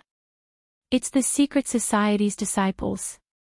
Everyone suddenly became nervous. Although they were still the most fanatical believers less than an hour ago, their minds were now clear, and their survival instinct took over again. Who knew if these secret society's disciples would have a conflict with the priestess? This was their only hope. These commoners could not tell the difference between the priestess of the Holy Cathedral of Fire and the priestess of Himmelot, but they did not think that she would have a good relationship with the secret society's disciples. It had to be said that although the commoners living at the bottom did not have much knowledge, they had simple values and political views. After they analyzed the pros and cons, they immediately said to the little boy, "Quickly go and close the cellar door again. It's too late." The little boy shook his head vigorously. "When I came down just now, they already saw me." "Sigh, how can you be so careless?" Everyone suddenly felt distressed. Looking at their expressions, Hippamra could not help but feel a little worried. She was not as heartless as the Roman, nor was she as clear as Brando about the hierarchy of power in this world. Besides, there was a horseshoe beetle, a dragon queen, and so many supreme class masters in the city that could threaten her. She did not know who these secret society's disciples were, and for a moment, she was a little nervous. While she was worrying, a series of messy footsteps came from above the cellar. Everyone suddenly fell silent, only the eyes of the young secret society's disciple were a little bright. Of course, at this time, he did not dare to say a word. Although his fellow disciples were above, the priestess was still in front of him. It would only be a matter of minutes before she turned him into ashes. At this time, he was still thinking about the priestess's thunder. The atmosphere in the cellar could not help but be a little strange for a moment. Everyone had different thoughts in their minds. The footsteps above were getting closer and closer. They chaotically crossed the open stone door of the cellar and went in another direction without stopping. Everyone was stunned. The joyful expression that just showed was also frozen on the young secret society's disciple's face. For a moment, he did not know how to close his mouth again. His face almost twitched, looking very strange. Fortunately, no one noticed this. Hippamra looked at them and asked, "What do we do now?" "Let's wait," someone said. "Let's wait," the others quickly responded. No one dared to take the risk at this time. Chapter 1107. Her emerald green eyes reflected a thin golden trajectory as it fell into the horizon. A wind blew in the forest, and the shadows of the canopy in the distance surged and the leaves danced. The leaves of the March laurel fell on the balcony and blew into the inner palace. Light flowed into the main hall, illuminating the marble pillars. Eloranta watched all this quietly, while the left and right quietly looked at their great sage. This seemed to be faintly announcing the end of an era, but few people understood what it meant. After a moment of silence, the former suddenly walked down the steps, the hem of her silk robe spreading across the marble floor. She turned around and said to the two popes of Fanzan, "Your Majesties, it is time. The prophecy of the past is now.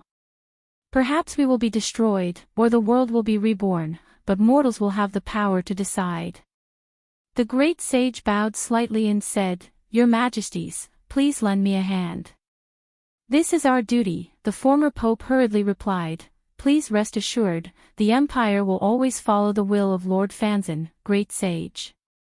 The current pope also added, "The envoy is already on the way, great sage," but he was a little hesitant. "But I am worried about the wind elves. They will agree, they have a 1,000-year-old monarch now." Eloranta smiled gently, as if thinking of an old friend.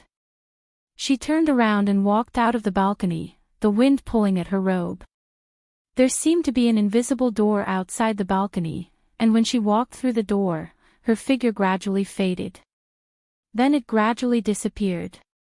In many places in the wilderness of the Four Realms and the Starry Forest, the disaster had completely changed the elegant and calm attitude of the natives. A meteorite fell on Quillings, destroying half of the court that the Wind Elves were so proud of. The whole city fell into a hellish situation, and cries and screams resounded through the sky. At the highest point of the Temple of Star and Moon, looking into the darkness in the distance, the city was full of sparks and thick pillars of smoke. The elves all looked at this scene with solemn expressions. But Saint Tassol, the Wind Empress, who was standing in front of the 12-pillared hall, looked calm. 24 knights stood quietly beside her. The hunter siblings, who were dressed in elven attire, followed behind her. Until today, they were still not used to the elven attire, which was considered decent by the elves. The current king of Corona followed behind these people in fear and trepidation. He was unwilling to give up, but there was nothing he could do. He only heard the sage saying to the envoy not far away in a firm tone, "Don't worry about it. The Wind Elves will ally with Fanzan." "My lord."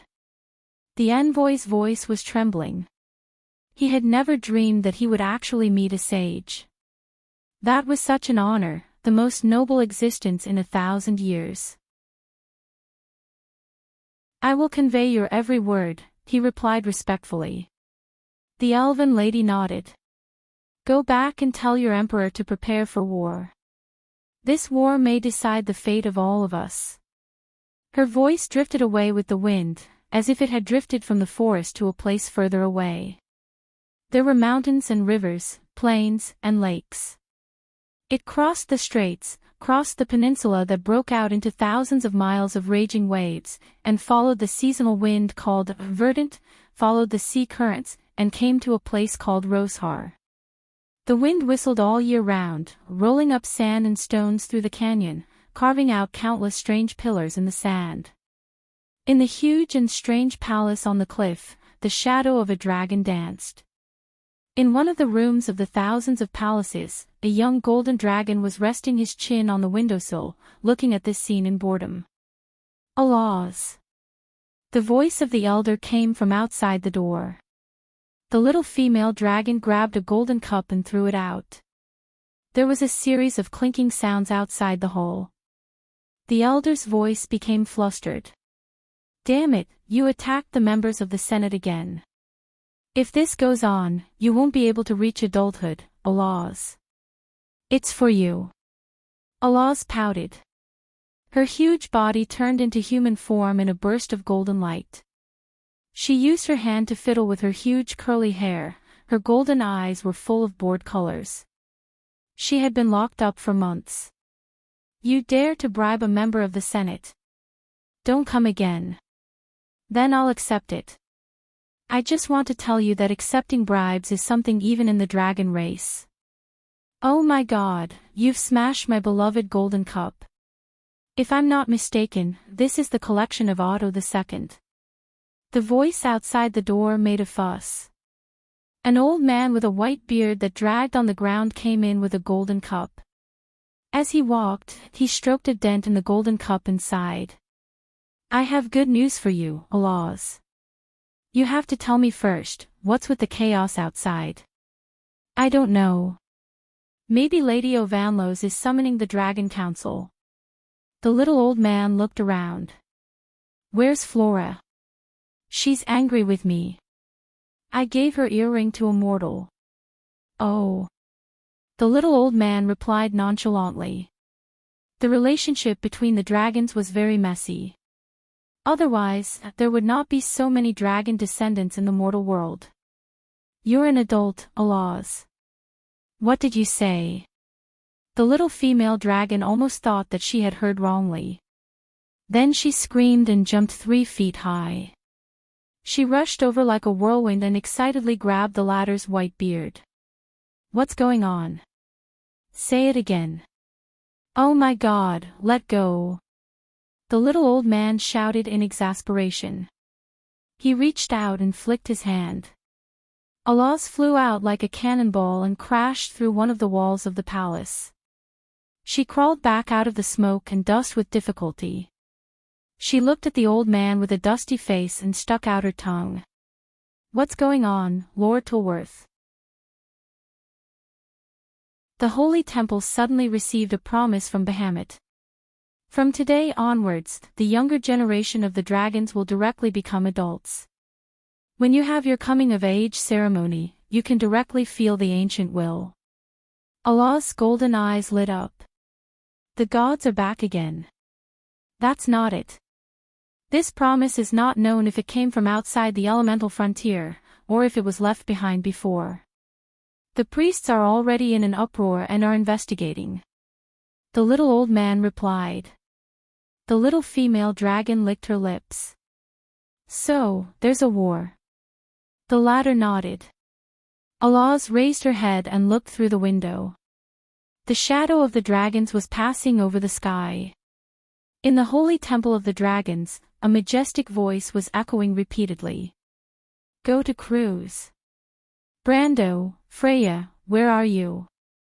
A small, fearful voice suddenly flashed across Gwendolyn's mind. The dragon queen paused and abruptly turned to look behind her, puzzled.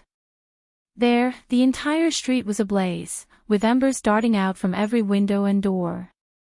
Sparks rose and danced amidst the thick smoke. From time to time, the sound of buildings collapsing could be heard.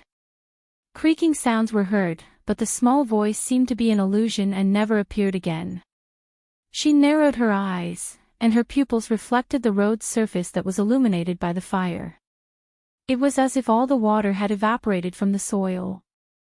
The hot air flowed through the streets, and the air seemed to be distorted, forming sparkling ripples. The high temperature did not make Gwendolyn feel uncomfortable. Humans often rumored that dragons lived in volcanoes because dragons flew in the sky and burned everything in their path. Although this theory was full of low-level fallacies in the eyes of scholars, it was not a big deal. Ice and fire, air and earth. It was an extreme elemental environment for mortals, but dragons could draw nutrients from it. That was why humans would often find their traces in extreme environments such as volcanoes and icy peaks, swamps and mountains, leading to such misunderstandings. And for an adult dragon like Gwendolyn, it would not be a big deal even if she were to roll around in magma. Of course, unless their brains were fried, they would not really do that. Dragons also pursued comfort in a good living environment, just like how they pursued wealth. In comparison, their ecology was more similar to the merchants of Moria, greedy, selfish, and greedy for pleasure. A dragon like Gwendolyn was considered an anomaly among the dragons. Just like how their own kind did not understand why they were always running around outside, there was only one reason for dragons to run around: to kidnap a princess of a kingdom and extort the king's treasury. Gwendolyn's gaze carefully searched every corner. She was a meticulous person, or perhaps a meticulous dragon. Years of living had cultivated such meticulousness, but she still found nothing. An illusion. The dragon queen frowned and looked at the square before her. It was the 12-month square. The square was designed and built in the year of the return of radiance. The designer was the dwarven master craftsman Hoseth Steelaxe. Of course, the square had been changed and rebuilt over 1,000 years.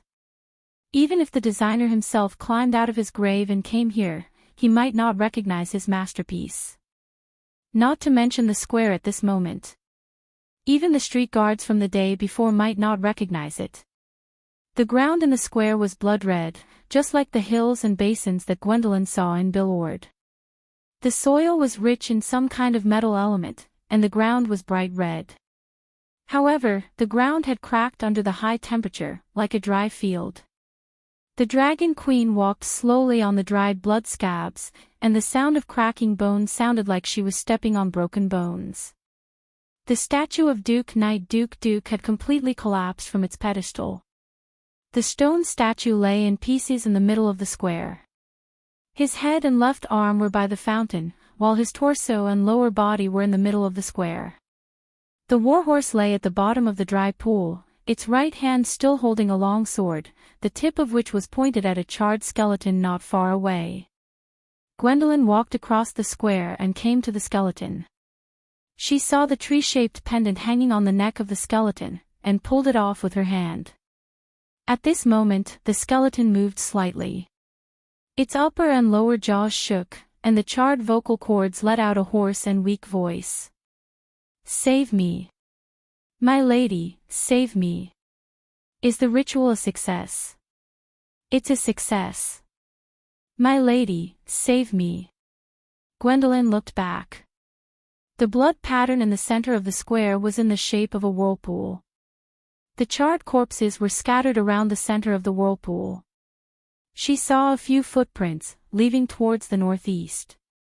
"You did well. Save me. My lady." Gwendolyn smiled and put her hand on its head. "No."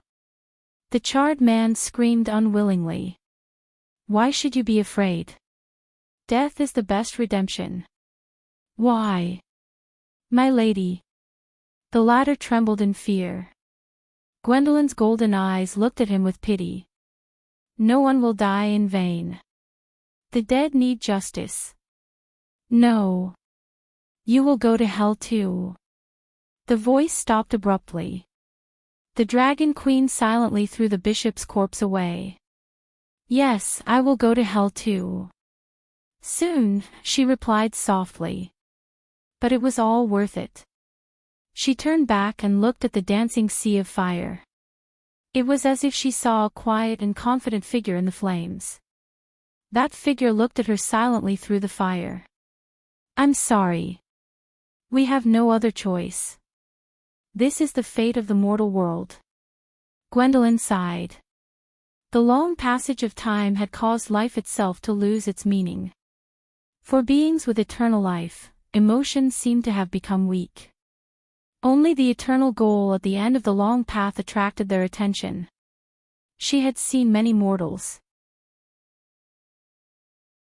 The short lives of mortals were like the snap of a finger in her eyes. Their existence and death were but the blink of an eye. She would more or less recall it, but the feeling of sympathy had long since disappeared. But there would always be kindness and innocence that would move the heart. If it was possible, unfortunately, she could not give up all of this for anyone. When she inherited this bloody legacy from the hands of her predecessors, she had already understood this in her heart. She had to be responsible for everyone who had sacrificed themselves for this over the past 10,000 years. Even if they were unwilling, it was not important.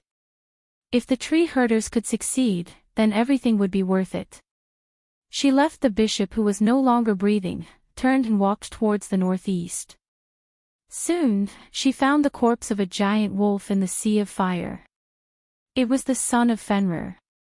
But the latter's stomach had been cut open, and its internal organs were all over the ground. Half the street was filled with the beast's foul and smelly blood. The Dragon Queen came to the corpse, squatted down, and reached out her hand to search its stomach for a long time. Then, she retracted her bloody hand. No heart. She nodded in satisfaction. But this action suddenly froze. "Brando, Freya, where are you?" A somewhat frightened and small voice asked in her heart. "Who is it?" The Dragon Queen stood up and looked around with a vigilant gaze. The sea of fire around the square crackled and burned, but no one answered her question. Other than the sound of burning, there was no other sound. But it was at this moment that the voice sounded again. It was ethereal, like the sobbing of a ghost. "Brando, Freya, where are you? I'm so scared."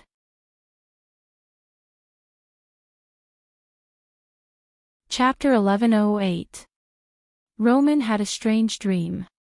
The dream was full of corpses and thousands of dead people. The city was burning in a sea of fire, and the buildings were dying. It was like hell. She dreamed that she had become a baby girl, bound in swaddling clothes and abandoned in a square. The buildings in the square were tall and majestic, but they were burned to ashes in the flames. It was not the architectural style of any city she had ever seen. It was neither Bragg's nor Ampere seal. It was even more different from Cruise's aesthetic. Without Brando by her side, Roman began to feel afraid. She wanted to call for Brando, call for Freya, desperately make a sound, but in the end, she could only cry. Her voice was clear and loud. Until someone came out of the fire. It was a group of knights. The style of their armor was strange. She had never seen this style of armor in Brando's territory. When the group of knights saw her, they immediately shouted in surprise.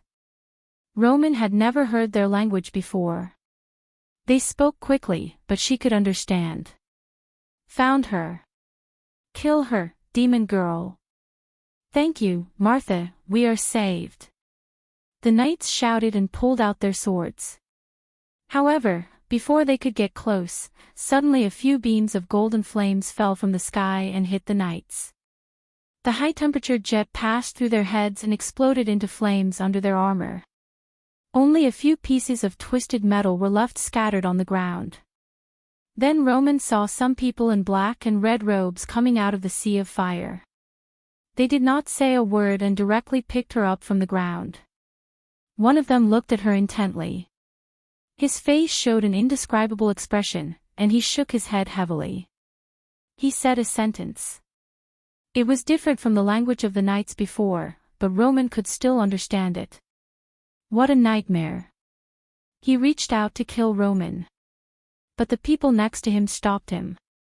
She is at least our most successful work. You can't just destroy her. This is the result of our joint efforts. Perhaps there are other ways. Everything will have to wait for the counselor's joint decision. The man holding the Roman hesitated for a moment, and his hand stopped in midair.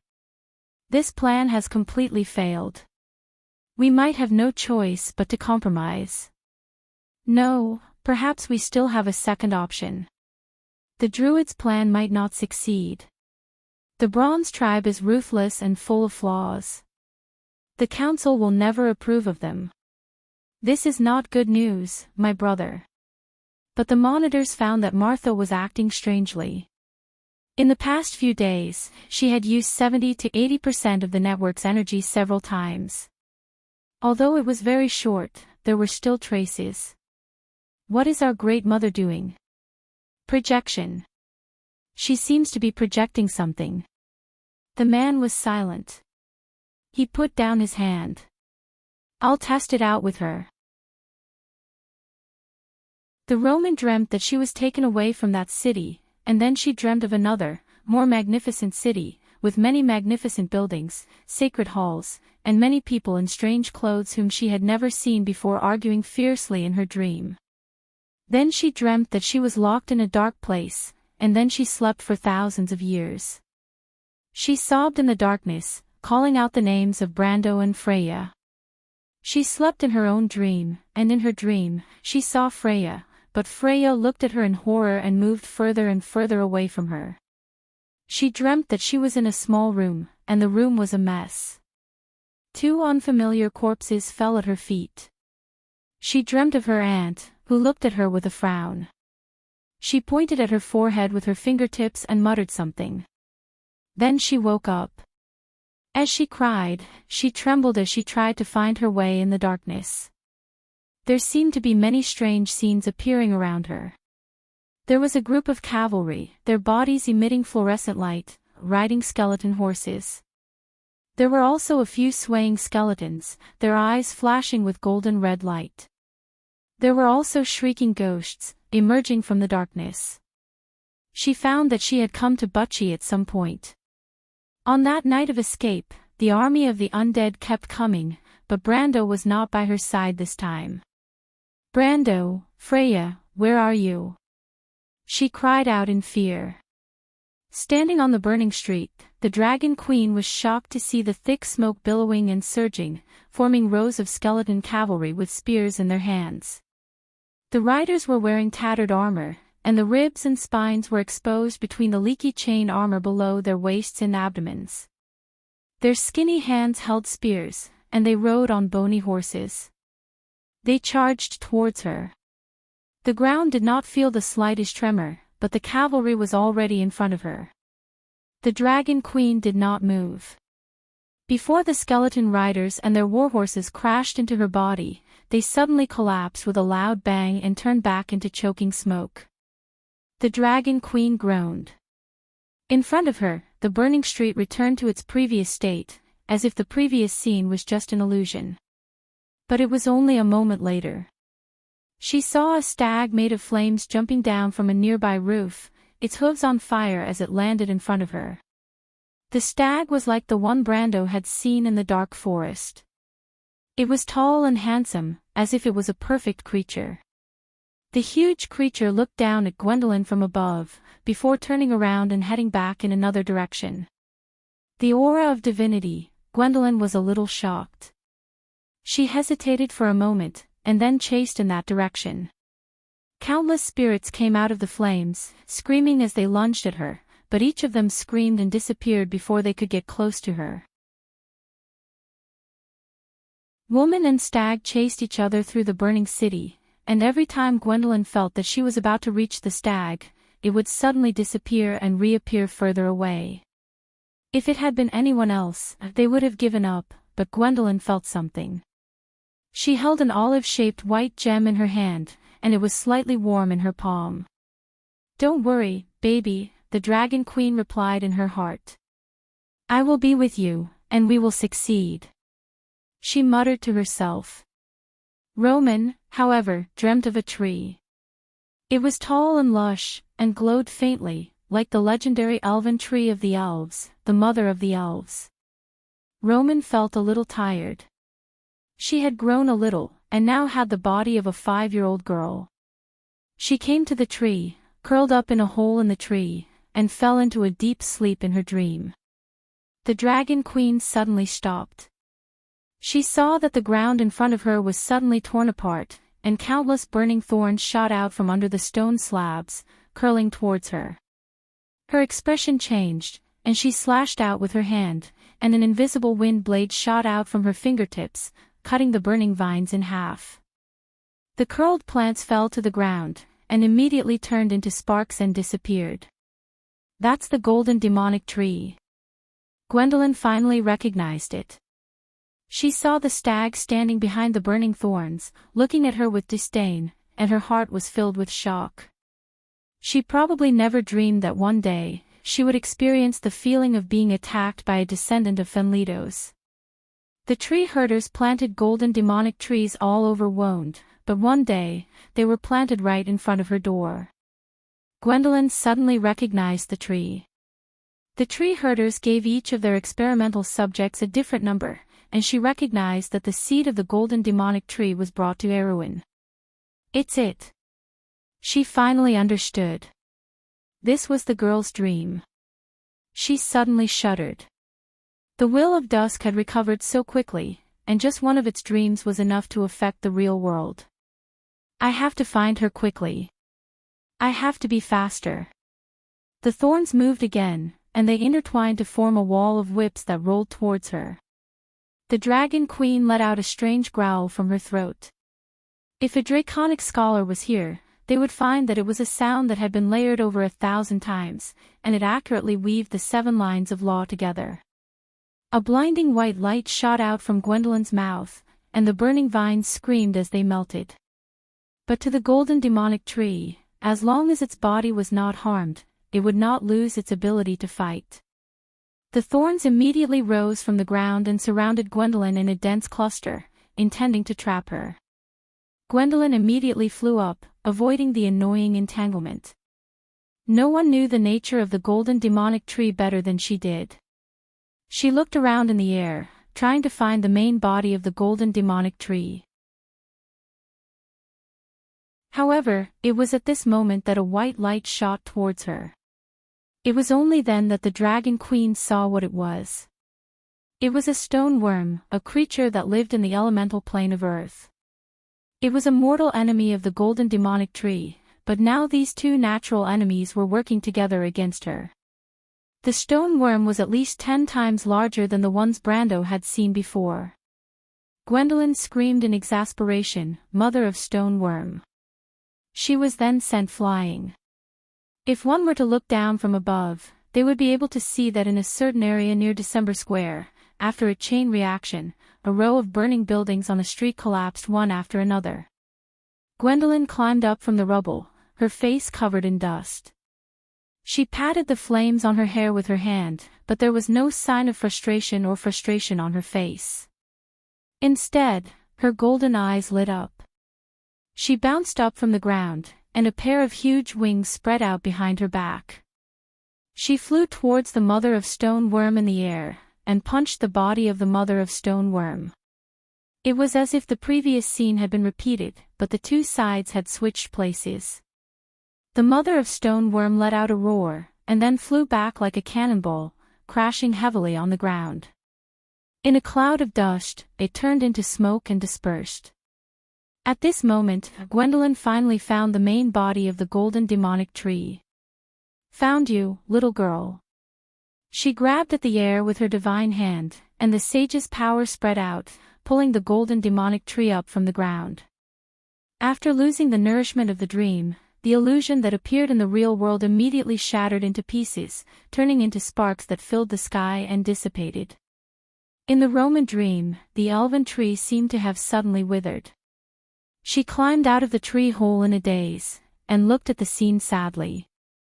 Two ice dragons flew out of the thick smoke. "Scram!" Gwendolen roared, and tore them to pieces with her bare hands. But at this time, the Roman finally arrived at the battlefield of Ampere Seal. The Dragon Queen raised her head and looked at the huge shadow standing in front of her. "Giant God Soldier." She gritted her teeth and said, "All for one, this is what you have done." The huge thing punched at her, and Gwendolen did not dare to take it head-on. She quickly dodged. She knew that in the Roman dream, the latter dominated everything, and the giant god soldier left a deep impression on them, which meant that the strength of the latter was extremely exaggerated. The giant god soldier punched the ground, and she watched as an area of about 300 square meters was turned into nothingness, and became a crater dozens of meters deep. The full power of a supreme-class attack was nothing more than this. But to the giant god soldier, this was obviously not the full power. It turned around, and then swept its palm at the Dragon Queen. Gwendolen knew that this could not go on, and she could only use her full power in her dragon form.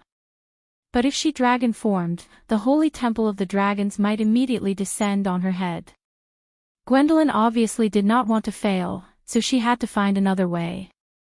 She flew high into the air and landed on the arm of the giant god warrior, before circling to its back and descending all the way down. The giant god warrior slapped itself heavily on the back, the shock wave almost causing Gwendolen to vomit blood. As a sage, she should not have been so weak, but the truth was that ever since she was injured in the Battle of the Evergreen Corridor, she had not recovered her full strength. But the shock wave also accelerated her fall, and she carefully avoided the feet of the giant god soldier, and came directly below it. As expected, she saw the merchant lady standing on the street in a daze. The Roman's eyes were closed, and her body was surrounded by black gas.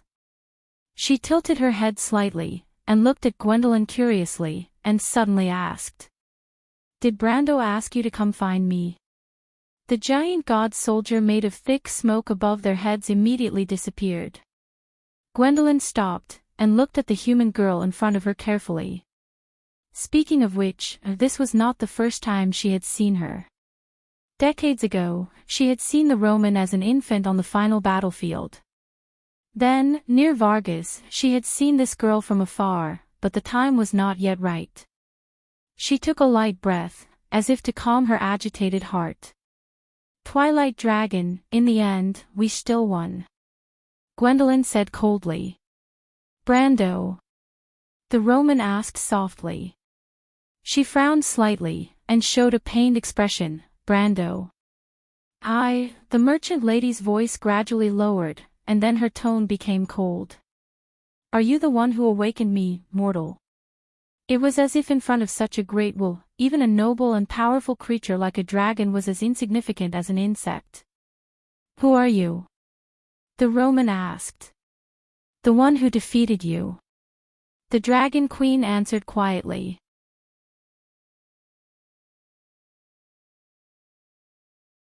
Chapter 11:10. What's this? The little boy turned the thing in his hand over and over again, and then raised it up to take a closer look. It was a white metal cylinder with exquisite patterns engraved on its surface. "This is a knight's shin armor, the armor for his feet." The big man took the object from the boy's hand and placed a high helmet on the latter's head. The latter immediately felt darkness in front of his eyes. He hurriedly tried to lift the heavy helmet, but he accidentally knocked his head on a nearby charred wooden pillar, causing a burst of friendly laughter. The girl with the thick eyebrows couldn't help but roll her eyes at the crowd. She then glared at the big man, causing him to feel guilty. She hurried forward and took off the helmet, and the little boy, who was dizzy and disoriented, regained his sight and found his footing. However, after shaking his head vigorously, he looked at the helmet in the girl's hand with a pitiful expression. Seeing this, the big man couldn't help but laugh. The girl with the thick eyebrows glared at the boy. "Here you go." She then threw the helmet over to him. The latter almost fell to the ground before he caught the helmet. He hugged the helmet like it was a treasure and looked at her cautiously. "He's been a bad boy since he was young." The girl with the thick eyebrows cursed in her heart, causing a burst of cheerful laughter. Hippamra looked at the scene with great interest. Her aloof attitude made her a natural leader among the crowd, but the crowd took it for granted. It was as if a priestess would not be a noble if she didn't act this way. Someone explained to her, "Priestess, Pollock's father is a declining knight. The family's wealth is not enough for him to continue on this path, so he was sent to Rushta to be an apprentice. If he earns enough money in 2 generations, this title can be inherited. After all, he is still a noble." Another person added. Only then did Hippamla understand why the big guy had such prestige among the crowd. She nodded thoughtfully, and in the eyes of the crowd, it was an acknowledgement of their words. For a moment, their attitude couldn't help but become even more respectful. At this time, the big man patted the boy's head and praised, "You're a good knight. When I'm rich, you can be my attendant." The boy seemed to understand, but he still hugged his treasure tightly, causing the crowd to laugh again. However, the girl with thick eyebrows did not look happy. "What's so great about being a lousy knight? You should just be my father's apprentice. When you've finished your studies, my father will naturally let you take care of the business. Yes, when you marry Miss Adega, we'll have to call you Mr. Lepak." The others coaxed. "Bah!" The girl with the thick eyebrows raised, blushing. The big man just smiled and shook his head. Everyone was joking, but their hands were not slow. They each picked up a defensive weapon from the ruins.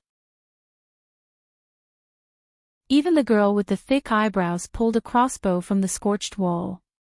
The bow was a little burnt, but the string was intact. She then dug out a palm-sized dagger from the rubble and pinned it to her waist. The big man also instructed them to find a few sets of cotton-padded armor from the unburned armor rack. For untrained people, this was probably the only armor they could handle, but it was still cumbersome to wear. Fortunately, although the big man's family had declined, he had received a full set of knight education. Although he was not experienced, he was at least well versed in the theory. He himself put on a chainmail and a breastplate. It took him a lot of effort to instruct the others to help him put them on. He also put on a light helmet, tied a belt around his chin, and pulled out a double-edged sword from the charred barrel. The sword was perfectly quenched, and its surface emitted a faint blue light. The big man very professionally flicked the edge of the blade, and a crisp sound was heard. As expected of the imperial capital. You won't find such a beautiful sword even in the best blacksmith shop in the countryside of Rosik. As he spoke, he carried the sword. He looked like a young knight on foot, or at least a knight squire. Hippamra tilted her head and looked at the armor. Too thin, too light. That was her evaluation. How could such light armor do the job? The dragon knight of the Temple of the Earth weighed at least half a ton when fully armed. Not including the mount, even a knight on foot could only reduce the weight of the armor on the upper half of his body. The armor on the upper half of his body was not much different from that of a dragon knight. In her mind, the assault armor that Rode designed for the subterranean dwellers was the most aesthetically pleasing. Of course, the weight of the armor used for charging and ambushing was naturally lighter than that of the standard armor used by the knights. However, she did not say it out loud.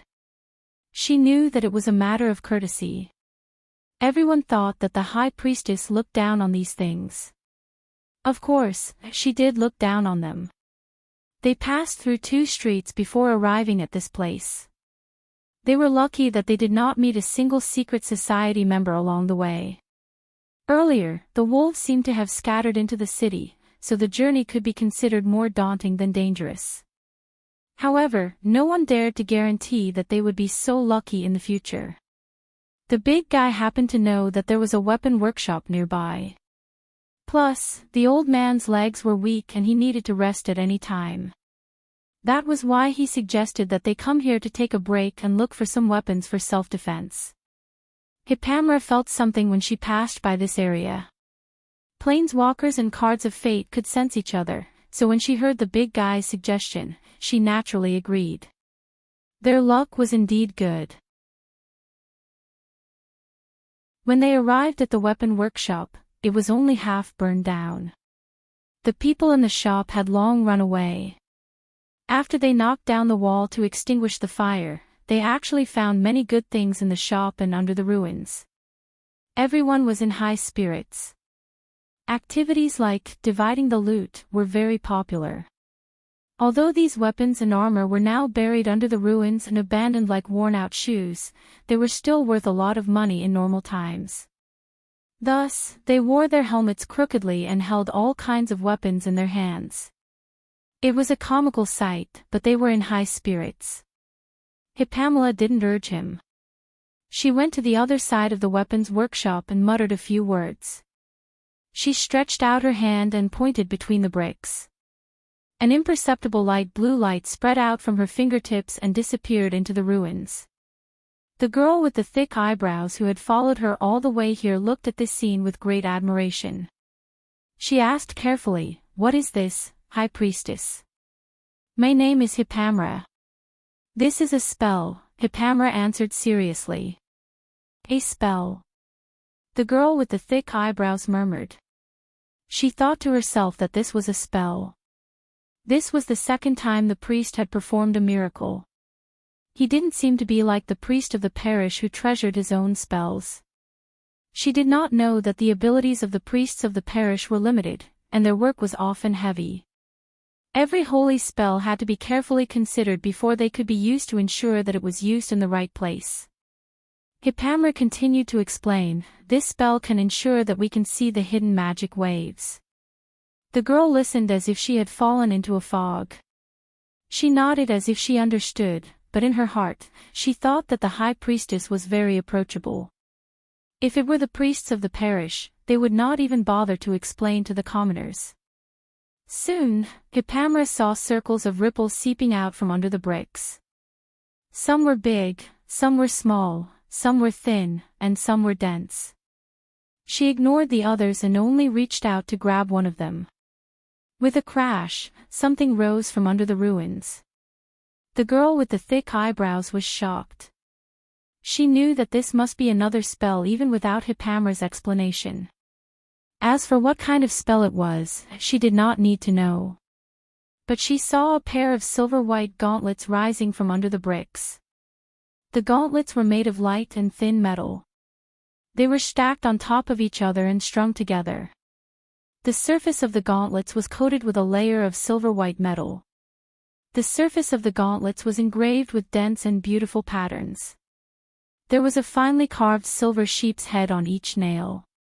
On each sheep's head, there was a magnificent and fine ruby inlaid. It emitted a soft glow under the firelight. Ah! The girl with the thick eyebrows could not help but exclaim. The gauntlet floated towards Hippamra. The high priestess reached out and caught it. She did not care about the gauntlet itself. Instead, she put her finger on the inside of the gauntlet. There was indeed another layer of leather inside the gauntlet. She gently rubbed it, and a golden card slid out from it. Before she had time to look at the face of the card bloomed with a golden light. When she held it in her hand, she found that the card had completely changed. First of all, the gold card had turned into silver. There was a picture of a nun holding a holy grail and chanting loudly. Ghosts surrounded her, but no evil could invade her. The words on the card read, Iron Him Faith IV Light 5, Earth 5, Enchantment, pay XMP and choose X targets to gain immunity 3. Immunity to damage 3 or below, or increase defense by 30%, to maintain, the Iron Him will exist forever. But every time to maintain it to the next level, you will need to pay MP again.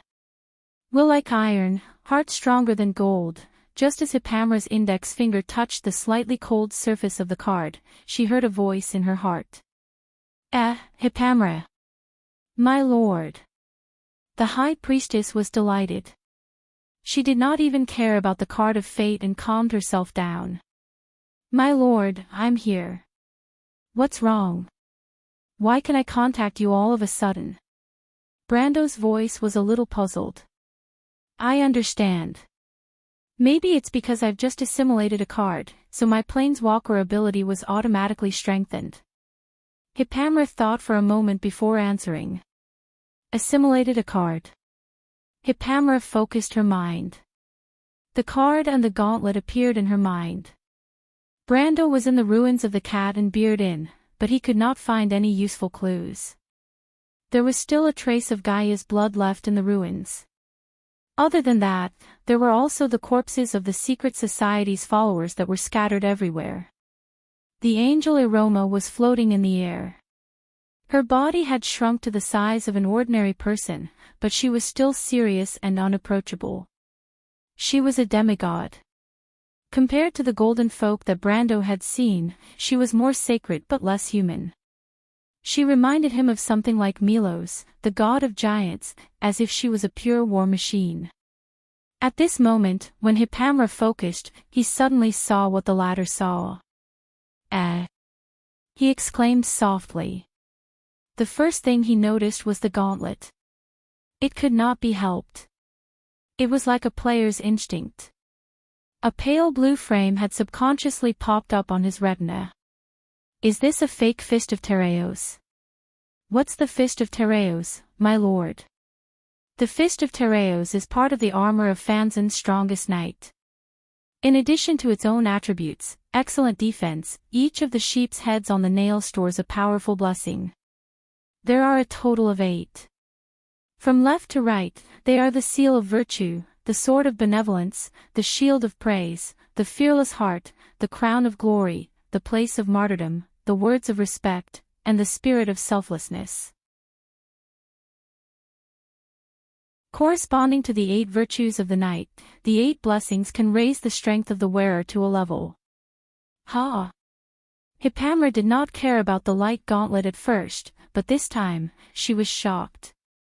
So powerful. Of course, the one in your hand should be a fake made by a dwarf master. Although the workmanship is not inferior to the original, the blessings in the sheep's head can only be used once a day. It is not like the original, which is continuously effective. Brando glanced at the data on the pale blue menu. The attributes of the fake Fist of Tereos were slightly worse than the original, but at least it was the work of a dwarf master.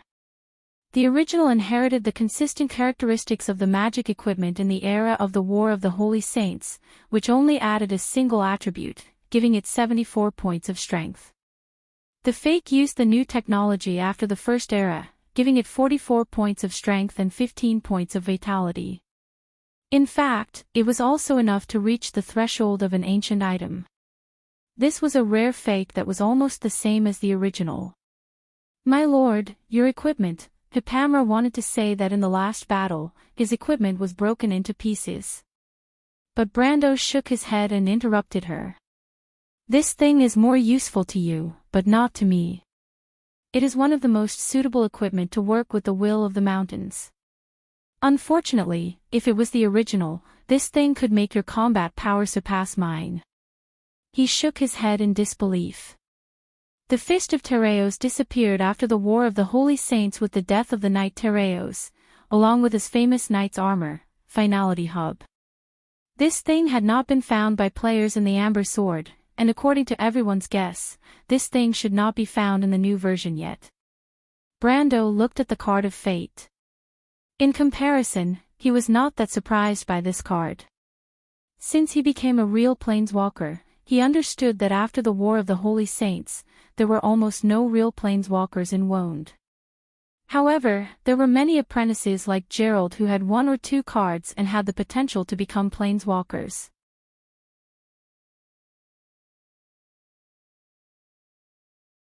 Chapter 11:11. According to Hippamra's description, the card was hidden in the glove, which meant that the previous owner of the gauntlet might have been a similar existence. He had a card, and the card might have run through his entire life. At the moment of his death, he kept the card in this pair of equally precious gauntlets. The 2 items were passed down from generation to generation. Because ordinary people could not see the cards of fate, the secret of the gauntlet had never been revealed. Unfortunately, the card was assimilated by Hippamra's Planeswalker's rule as soon as she got her hands on it. Otherwise, he could have guessed the identity of the card's previous owner based on the card's appearance. As the most knowledgeable naturalist in Wound's knowledge in this era, Brando was quite confident. Keep the card. The gauntlet can be used now, Brando said. By the way, where are you? Did you see the Roman? The Roman lady? Hippamra asked curiously. What happened to her? Something happened. She's missing. Brando sighed in disappointment. What? Hippamra was quite surprised and quickly replied, I'm near the 12 Moons Square, my lord. Wait for me there. I'll be right there, Brando said. Okay. Hippamra nodded and left the telepathic link. Like most people, the thick-browed girl beside her could not see the cards of fate in her hand, nor could she hear the conversation between Hippamra and her lord. She only saw Hippamra spacing out for a while before regaining her senses. The latter did not dare to ask anything. Hippamra put on the gauntlets and picked up a ring from the ruins. She did not tell Hippamra that the ring was enchanted with a beautiful defensive spell. However, Hippamra's attention was attracted by the large emerald on the ring. She was overjoyed. When the two came out from behind the low wall, they found that the situation outside was quite different from what they had imagined. The relaxed atmosphere among the crowd was gone. With the big guy in the lead, everyone stood in the middle of the road. Even the grandson of old Audrey's grandmother was no exception. Some of them even drew their weapons and confronted the secret society's disciples with stern expressions. On the other hand, the other side seemed to be much more relaxed. About a dozen disciples in black robes sneered as they looked in her direction, as if they were waiting for her to appear. They were not in a hurry to make a move. Seeing Hippamra walk out, one of them immediately shouted, Lord Priest, you're finally here. These guys want to drive us away. What happened? Hippamra asked. Himelad's teachings were peace and tolerance, and she herself did not like to fight. If the other party also came for the weapon, it was not a big deal to give in. Anyway, those things are useless, she thought. Ask this guy. Someone was kicked out of the crowd. The young man in the black robe stumbled forward a few steps, complaining in his heart. He was the one who had secretly left the marks along the way, but he did not expect to be caught red-handed. He also did not expect that his colleagues would ignore his safety and directly block his way. Faced with Hippamra's gaze, he naturally stammered and couldn't say anything, afraid that this Miss Priestess would destroy him with a lightning bolt of divine retribution. At this time, the thunder of retribution had silently completed the version update in his mind. "You go to the back and pay attention to your own safety," Hippamra replied. "What?" The young man was stunned. You won't kill me." Hippamra shook her head and didn't say anything. She wasn't familiar with this era, but she wasn't stupid. These disciples of the Black Flame sect were filled with killing intent. How could they care about leaving someone alive? If they were lucky, they might be able to survive, but that was only a small chance. At this time, the big guy in front suddenly turned his head and said, "I think they are looking for you, my lady." "Looking for me?" The other party quickly answered her question. An old acquaintance walked out from behind the group of disciples. It was the Lord of Corruption, Andesha. She placed her hand behind her neck and gently pushed up her long hair. Her vine-like hair wriggled like worms, causing people to feel nauseous. But no matter what, she was still a charming woman, especially with her voluptuous body and towering breasts. She looked around and licked her lips. "Little girl, we meet again. Where is your lord?" Andesha's eyes were calm, but her heart was filled with vigilance. No one knew Brando's strength better than her. He was still an insignificant little fellow in the loop of trade winds, but her strength was nothing compared to his in just half a year. Even if she used her divine blood to undergo a second baptism. That little prince's blood is really delicious, this thought flashed through her mind. However, this still could not offset the fear in her heart. This was simply too terrifying. If someone had told her that drinking plain water could also increase her strength, she would have definitely pinched that idiot to death to prevent others from treating her as an idiot. But now, she would probably still crush that fool to death. Drinking plain water to increase one's strength, what's the big deal? There were people here who could eat and sleep, and their breathing would become stronger. If Andesha knew about the game, the Amber Sword, she would have screamed in her heart, "GM, someone here is using a cheat." She was vigilant, but she could not go against the Dragon Queen's words. She was also someone she could not afford to offend. Andesha carefully looked at Hippamra, and her mind was spinning. "I must stop these people, I can't let them ruin the Dragon Queen's plan." Frederick, who was summoned in a hurry, is still weak. It would be best if she could capture the little girl and use her to threaten that person. As long as Brando was not close to her, Andesha knew that the little girl in front of her was not her opponent. So she first used words to test her, trying to find clues in it, but she was wrong about one thing. Hippamra stopped talking the moment she saw the woman. At this time, the difference between an ancient priest and a modern priest was obvious. If it were a priest of the Holy Cathedral of Fire, they might have a verbal confrontation, but they would slowly prepare for battle when they could not gain the upper hand. However, Hippamra was the priestess of Himalud. In ancient times, priestesses were trained in such a way. They were warriors first, and then priestesses.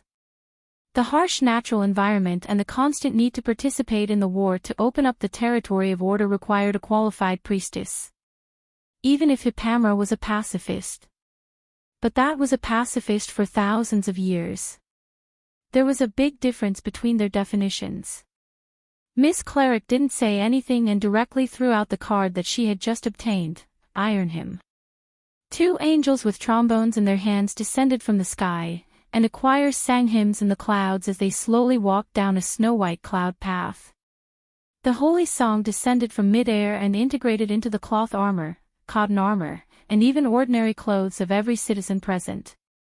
Then they were surprised to find that the cloth armor on their bodies gradually turned into shining chain armor in a white light, and the cotton armor became thick inlaid leather armor. The big Pollock became a fully armed dragon knight. The armor on his body seemed to weigh at least half a ton, but it was so light that it did not affect the latter's movements at all. This is a miracle.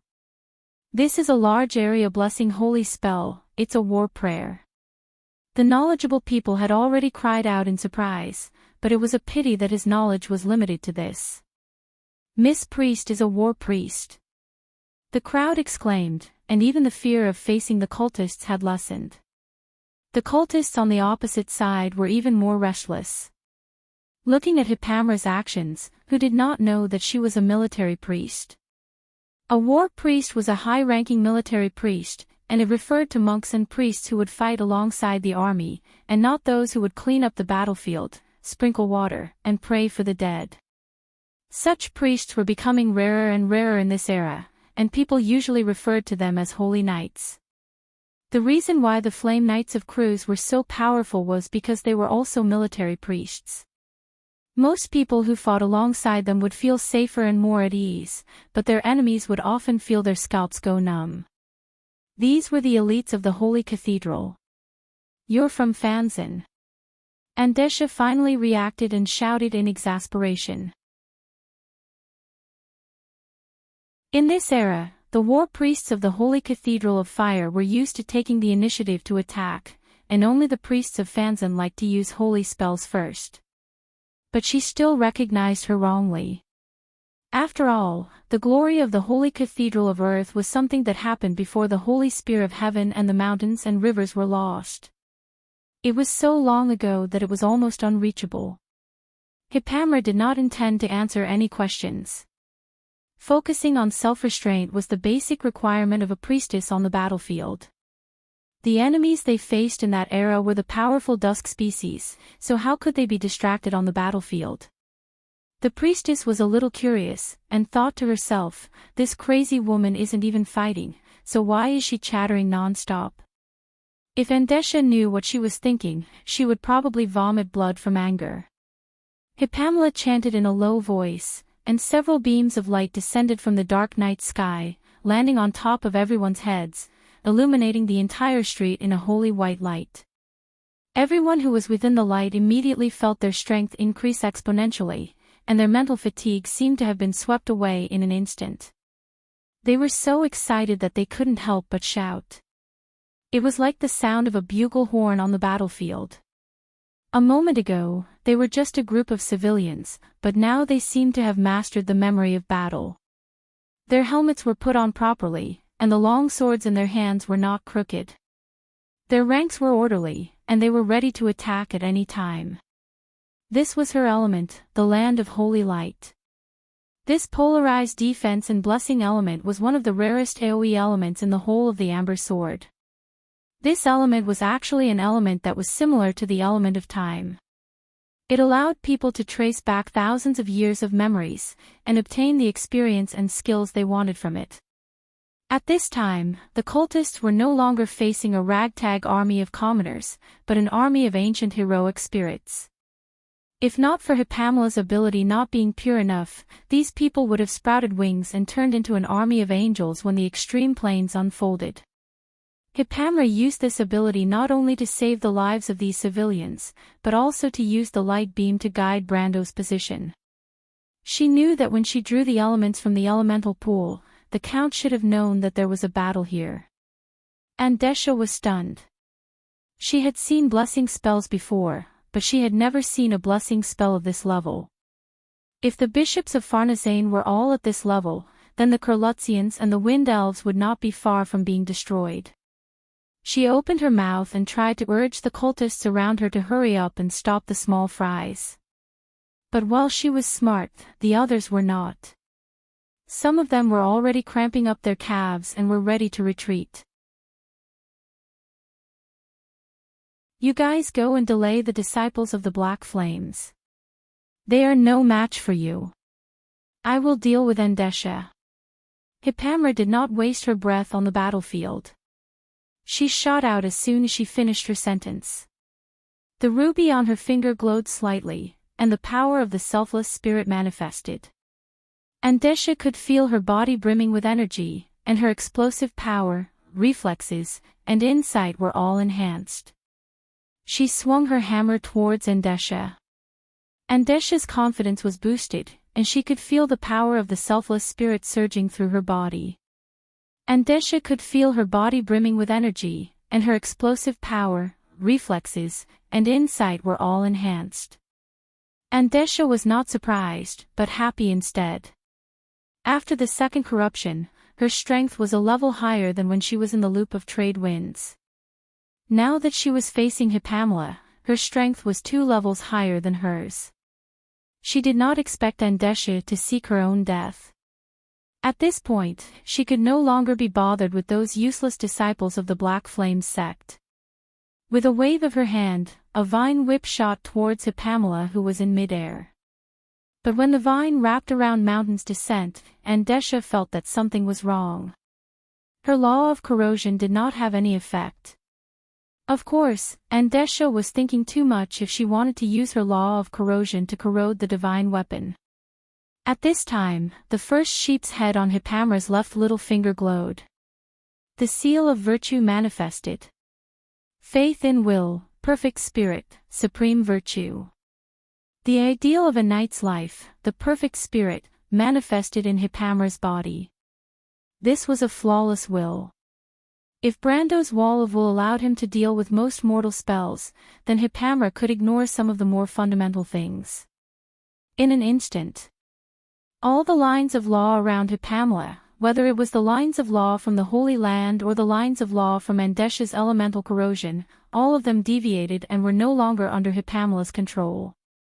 Andesha's eyes almost popped out of their sockets. Supreme will barrier, nullification of laws. Author's note: I said I would rest for a day, so I'm back.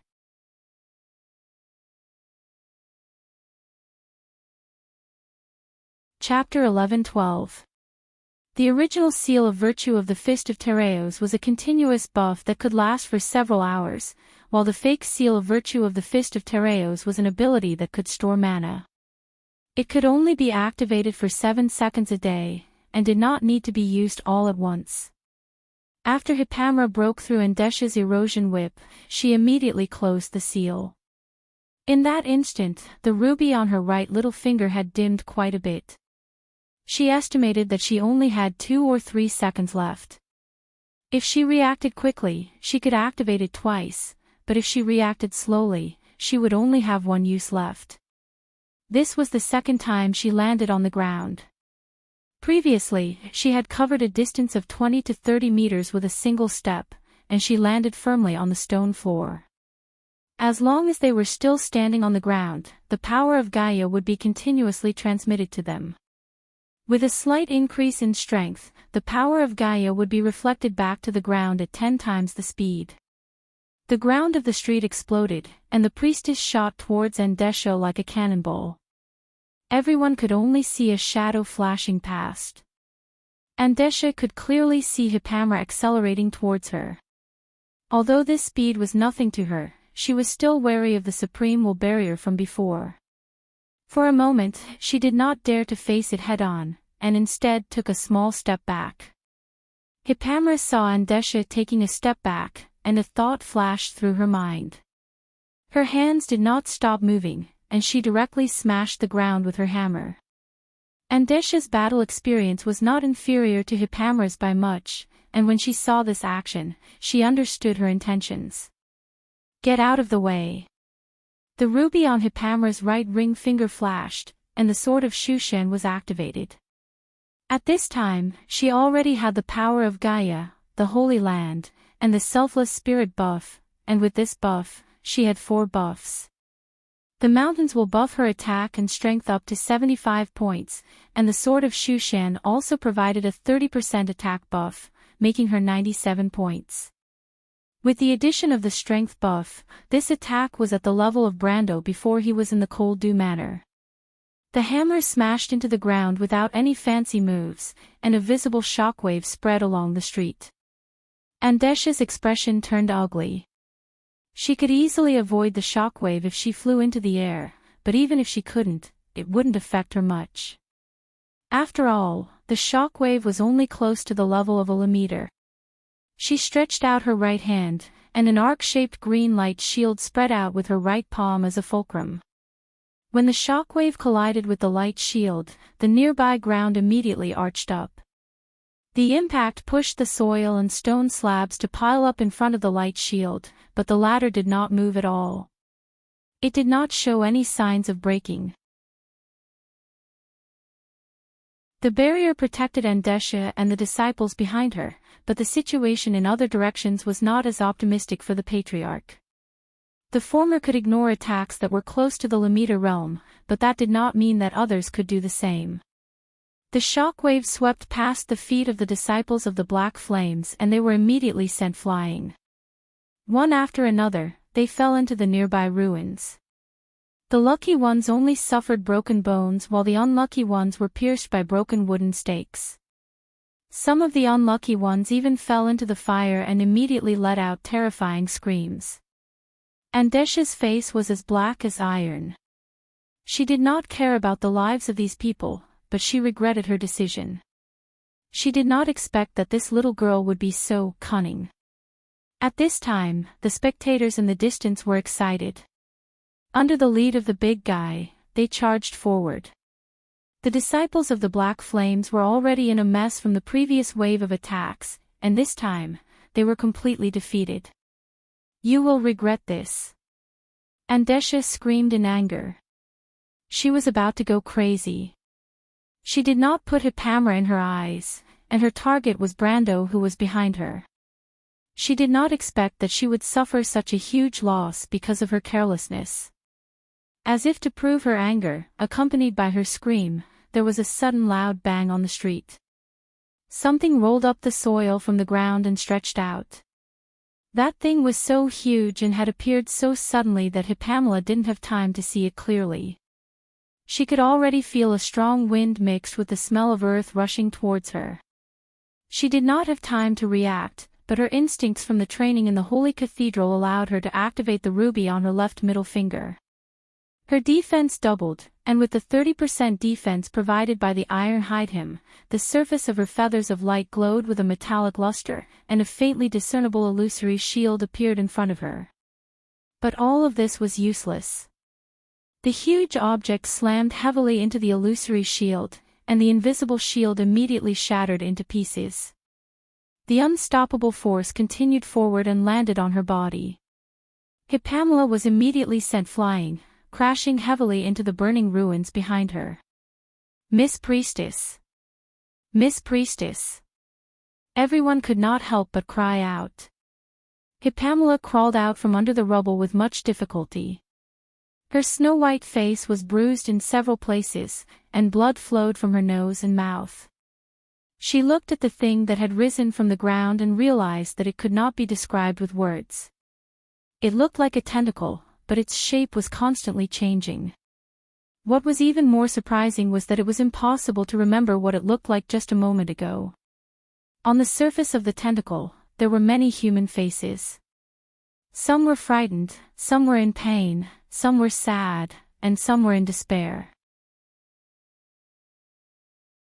The only thing they had in common was that they did not have eyes. Their empty eye sockets were pitch black, as if they wanted to suck people's minds into them.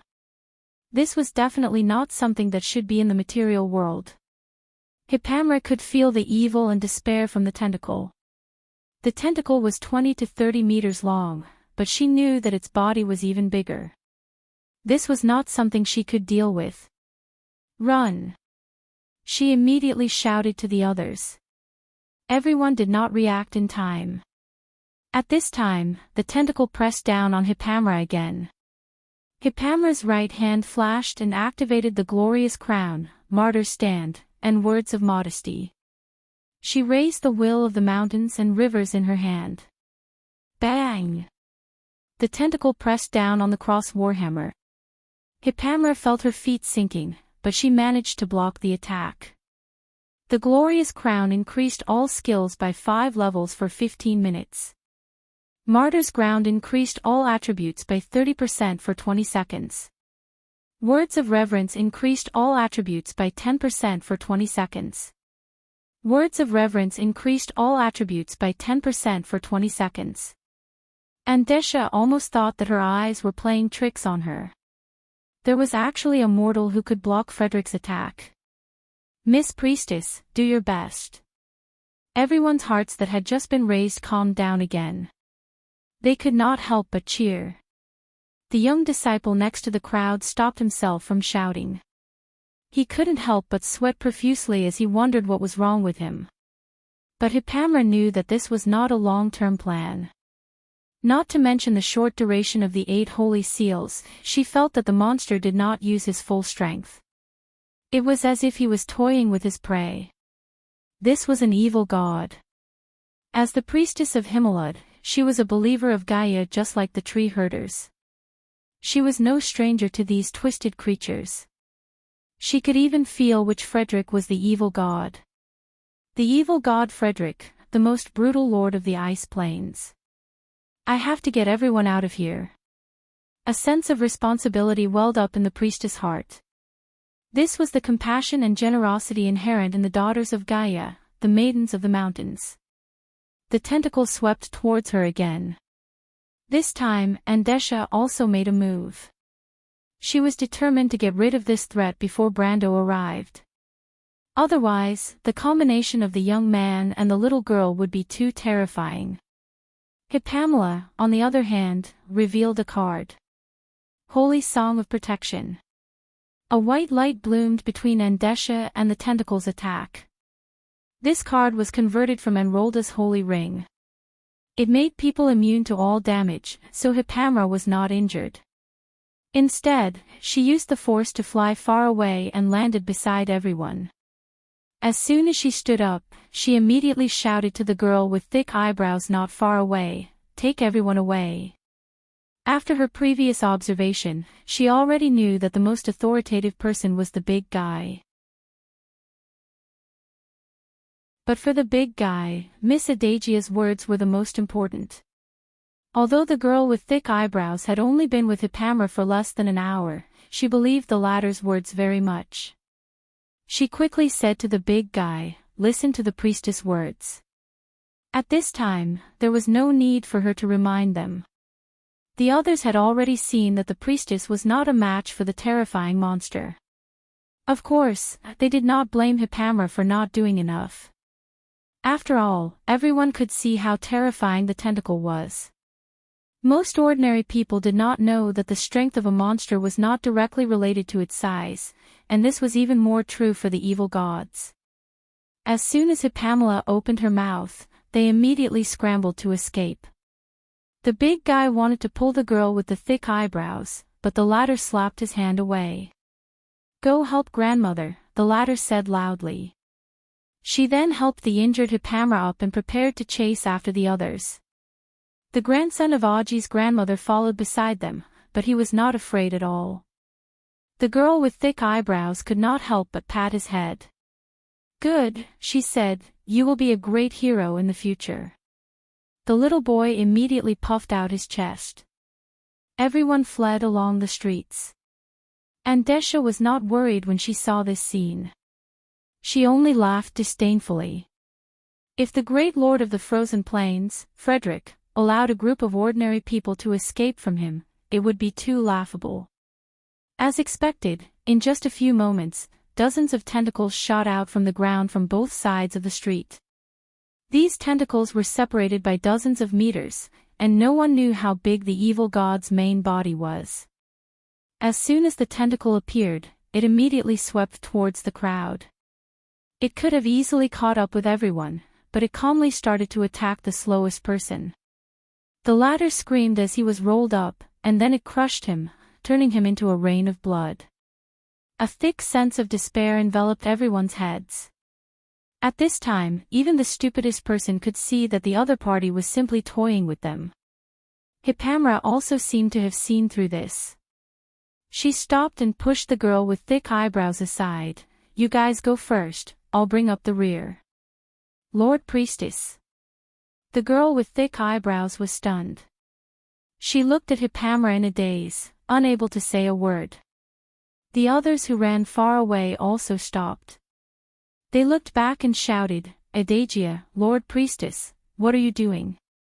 Hurry up." "Lord Priestess, she said." The girl with thick eyebrows stuttered. "I'll bring up the rear." You guys run, or none of us will be able to escape. Hippamra repeated to everyone. Everyone was stunned. The priestesses of the Holy Cathedral of Fire would never say such a thing. Their duty was to maintain order. Although the protection of civilized society and ordinary people was required by the doctrine of the path of the golden flames, it did not include self-sacrifice. In this era, in many parts of Wonde, the religion's definition of protection was derived from this. It was illogical for the priestesses of civilized society, especially the high-ranking ones, to sacrifice themselves to protect ordinary people. Civilization had taken root in this troubled land with so much difficulty. In the eyes of most ordinary people, every outstanding individual should be protected so that they could play a greater role in the world of order, and not die for some insignificant people. The priestess was so outstanding, and she looked so young. She should be a genius in any holy cathedral. How could they let a genius die for them? Such selfishness would make even the most despicable person feel ashamed. Everyone subconsciously stopped in their tracks and said loudly, "Lord Priestess, we'll go with you." "You guys go." Hippamra smiled. The scene in front of her reminded her of the past in the Holy Cathedral of Earth. Every mother's child was glorious and proud before they lost this glory. "I'm the priestess of Himalud. Mother's daughter." The girl with thick eyebrows opened her mouth. "My lord, we can't let you die for us." "I won't die." Hippamra was certain as if she was stating a truth. "My lord will come to protect me." "My lord." The tentacles had already crushed 2 rows of houses on both sides of the street and came behind them.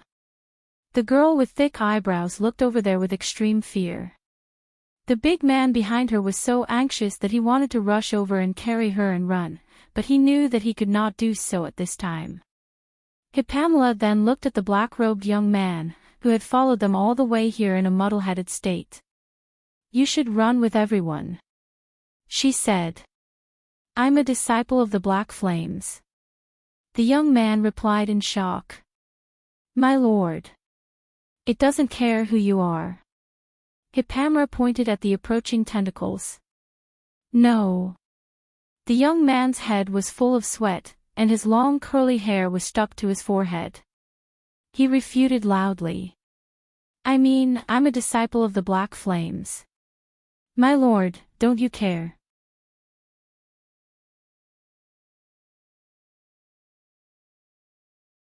Chapter 11:13. You are a disciple of the Black Flames. Hippamra smiled. "Do you know the origin of the disciples of the Black Flames?" The young man was stunned. Pandora's box was opened. Wars and plagues, monsters and disasters came one after another. This was the origin of the so-called calamity of civilization. That was the most glorious era of the Temple of the Earth. The daughters of Gaia and the Myrnas protected this world of civilization and order. In that era, Hippamra knew that there was a group of people who had lost their families and loved ones because of the invasion of monsters. They swore revenge and used the Black Flames as a mark to be enemies with the monsters for the rest of their lives. They were called the 3 Swords of Civilization along with the Temple and the Legion. But as time passed, the swords had decayed. She gave the big guy a look and the latter immediately rushed up to pull the girl with the thick eyebrows and ran. Everyone finally began to turn around. The young man in the black robe was stunned for a while before he followed hesitantly. He thought for a while before he tore off the brooch that represented the secret meeting from his robe and threw it into the ruins at the side. Behind everyone, a dozen tentacles finally caught up with Hippamra and pressed down on her together. "Miss Priestess!" The girl with the thick eyebrows could not help but scream. Hippamra's figure disappeared. Frederick's tentacles surrounded the priestess in the center. They intertwined with each other and there were thousands of faces on them. These faces changed their expressions and let out lingering whispers, like a low sigh in the ear, whispering and not stopping. Hippamra felt a voice squeeze into her mind. That voice was like hundreds of voices overlapping. They repeated different intonations and different contents. It was buzzing and noisy, but it made her understand the content. They have betrayed you. The temple of the earth no longer exists. I recognize you, little girl. You are the priestess of the temple of the earth. You do not belong to this era. Pamela pursed her lips and frowned as she stared at the big guy. She was still a little afraid in her heart, but she was the shepherdess of Himalud. She had to stand here and watch over the flock of sheep on behalf of the goddess. She took a deep breath and her chest heaved up and down. I know you too, Fredridge, and I cannot be deceived by your sweet words, she cried. A low chuckle squeezed into her mind. He. But I found something interesting in the way these people think. Do you want to see it? What a pity. The once glorious holy cathedral has now become a vassal of the barbarians. Do you know how the Earth Holy Hall was destroyed? The cacophony of voices was incoherent and annoying. With thousands of tones overlapping together, it was as if there were thousands of people chattering in one's head. Those mortals don't understand at all. How arrogant are you? They only know how to seek personal gain. They killed your companions and betrayed your faith. You don't fit in with this world. Hippamra was silent. The last sentence pierced her heart. The young girl's eyes sparkled. She opened her mouth slightly, but her heart was filled with softness. She understood that she was indeed incompatible with this world. This was not an era that belonged to her. Hippamelud was the king of the mountains. Her arrogance made her throne carved at the peak of the mountains, under the howling cold wind all year round. Her priestesses were equally arrogant. Every shepherdess was the most outstanding and beautiful young girl among their peers. Their hearts were pure and flawless, their wills were firm, and their status was incomparably respected. This arrogance was innate, as if they were naturally above the mortals. They protected the mortals like a flock of sheep guarding the goddess. Because the sheep were weak and needed their protection. They were strong, so they could show mercy.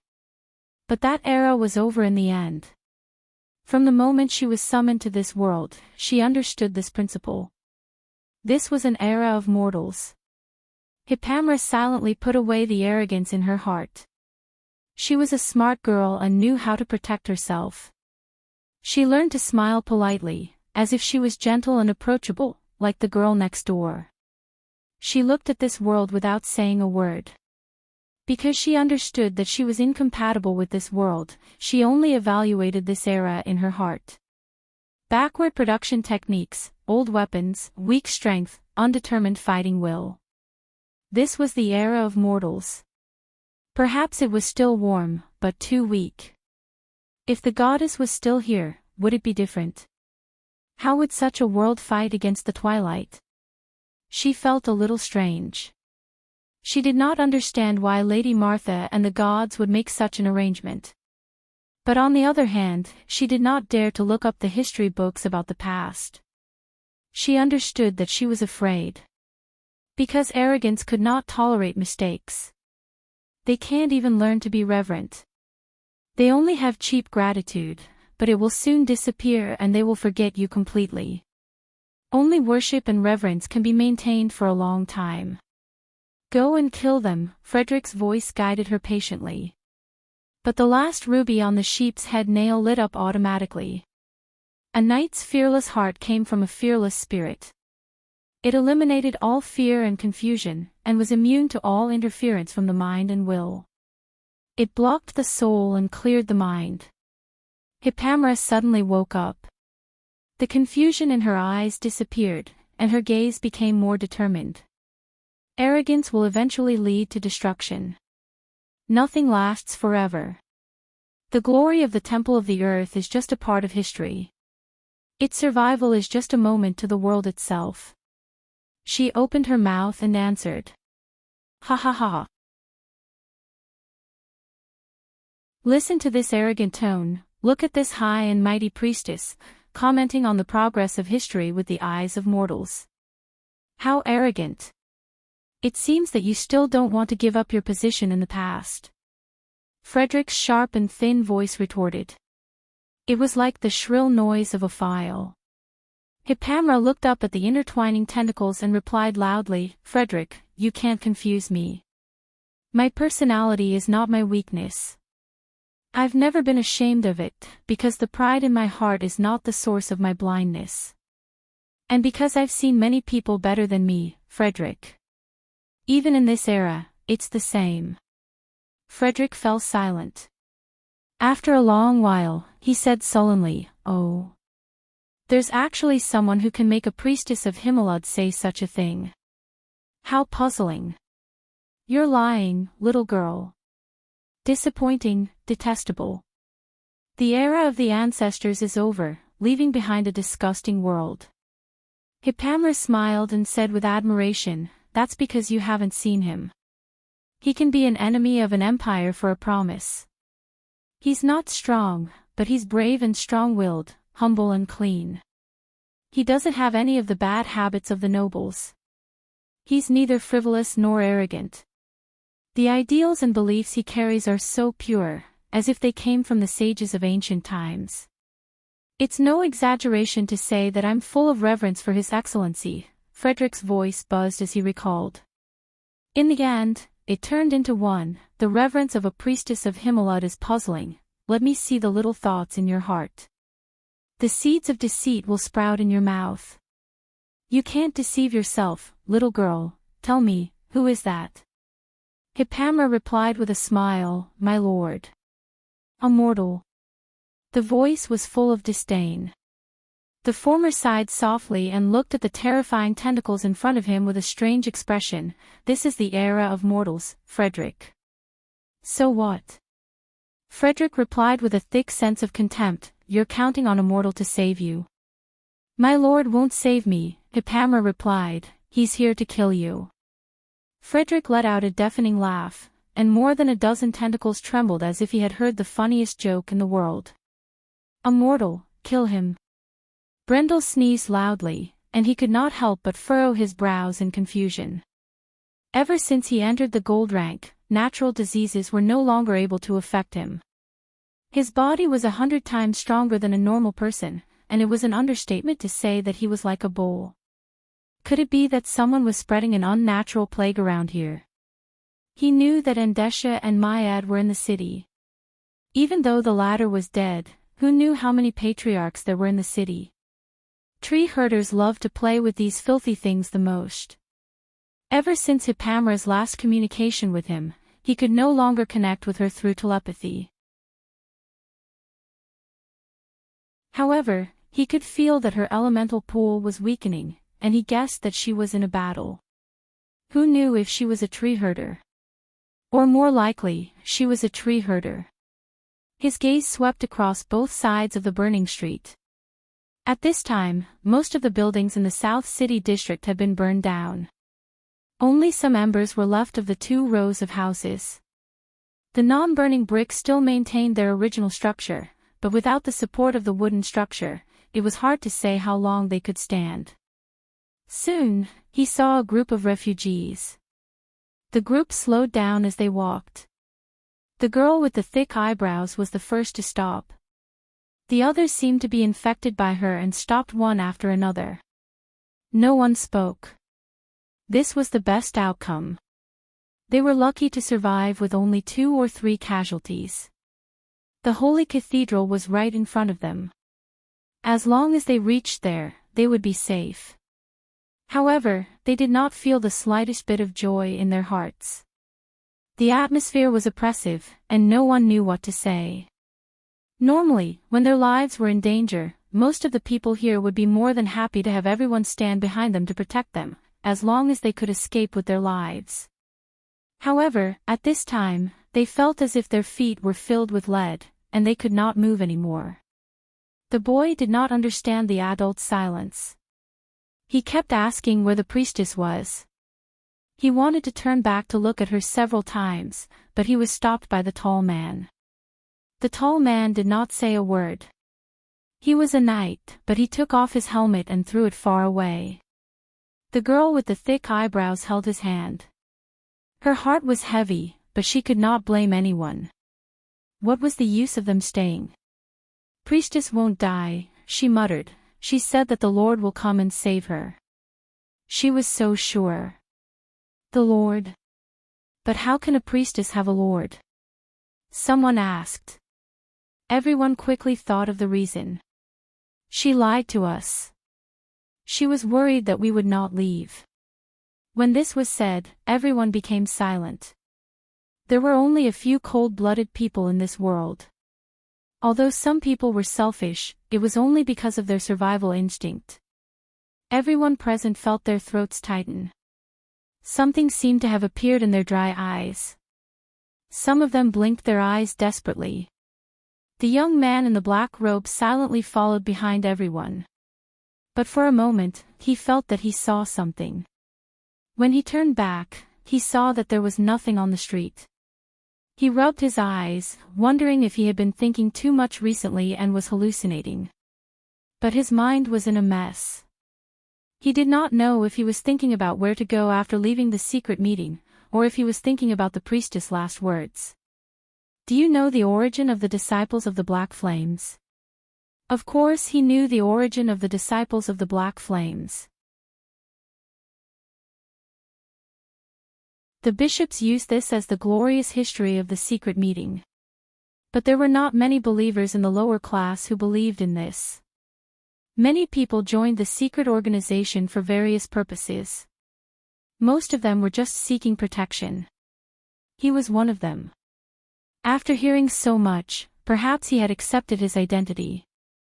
But subconsciously, he still did not believe that the disciples of the Black Flames had such a glorious origin. Are we really fighting to cleanse this world?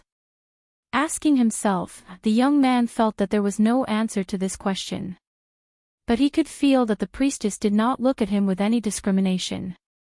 She was not filled with disgust like the nobles. He thought about these things and turned around again. But he was shocked to find that everyone in the room had silently taken a step back. It was as if he was suddenly standing in the middle of the crowd. What is going on? The young man was shocked. Then he heard a voice that he did not want to think about even in his dreams. It was as if it came from the deepest part of a nightmare. Excuse me, the priestess you are talking about, is she such a lady? Such a polite way of asking a question was like a noble's, but the other person's tone was not disrespectful or condescending. Instead, it was gentle and approachable. Everyone looked at the young man who suddenly appeared in front of them. He is a count. The big man thought. This person is not Cruz's man. Perhaps he is the lord of the priestess. The girl with the thick eyebrows had such a thought in her mind.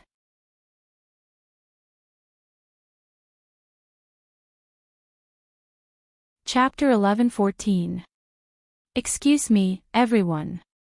Is the priestess you speak of a lady like this? The young man's expression was solemn. He stretched out his palm with his palm facing down. Everyone saw a cloud of dust gather between his palm and the ground. The glittering dust swirled and formed a picture. It was Hippamela's appearance. Ah, sister priestess! The boy exclaimed in surprise. The young man raised his head and looked at the crowd. My name is Brando, Hippamela's friend. Please tell me, where is she? You are her lord. The young man, Brando, nodded. You will save her, right? The girl with the thick eyebrows asked carefully. In her eyes, although the young man in front of her was wearing tattered clothes, he had an indescribable temperament, just like the palace knights outside Cephas's gate. He was calm and composed, and his manner of speech was extraordinary. Moreover, his skin was white and smooth. He did not look like a commoner. What happened to her? Lady Hippamela was stopped by a monster in order to protect us.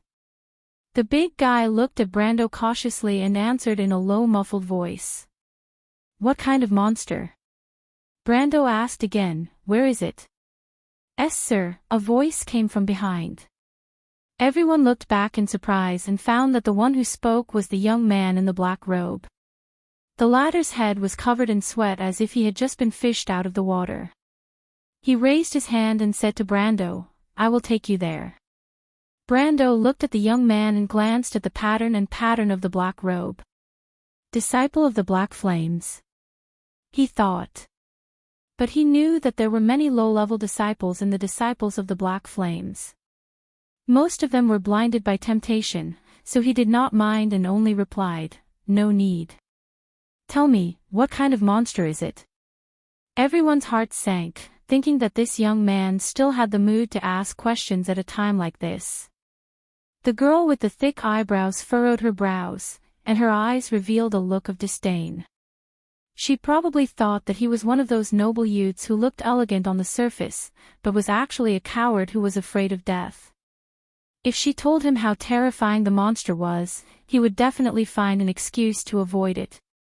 If it weren't for her grandmother gently holding her hand, the young girl would have been unable to hold back her sarcastic remarks. Brando didn't think too much about it. As a qualified warrior, understanding the enemy was a basic skill. Otherwise, it wouldn't be saving people, but putting himself in danger.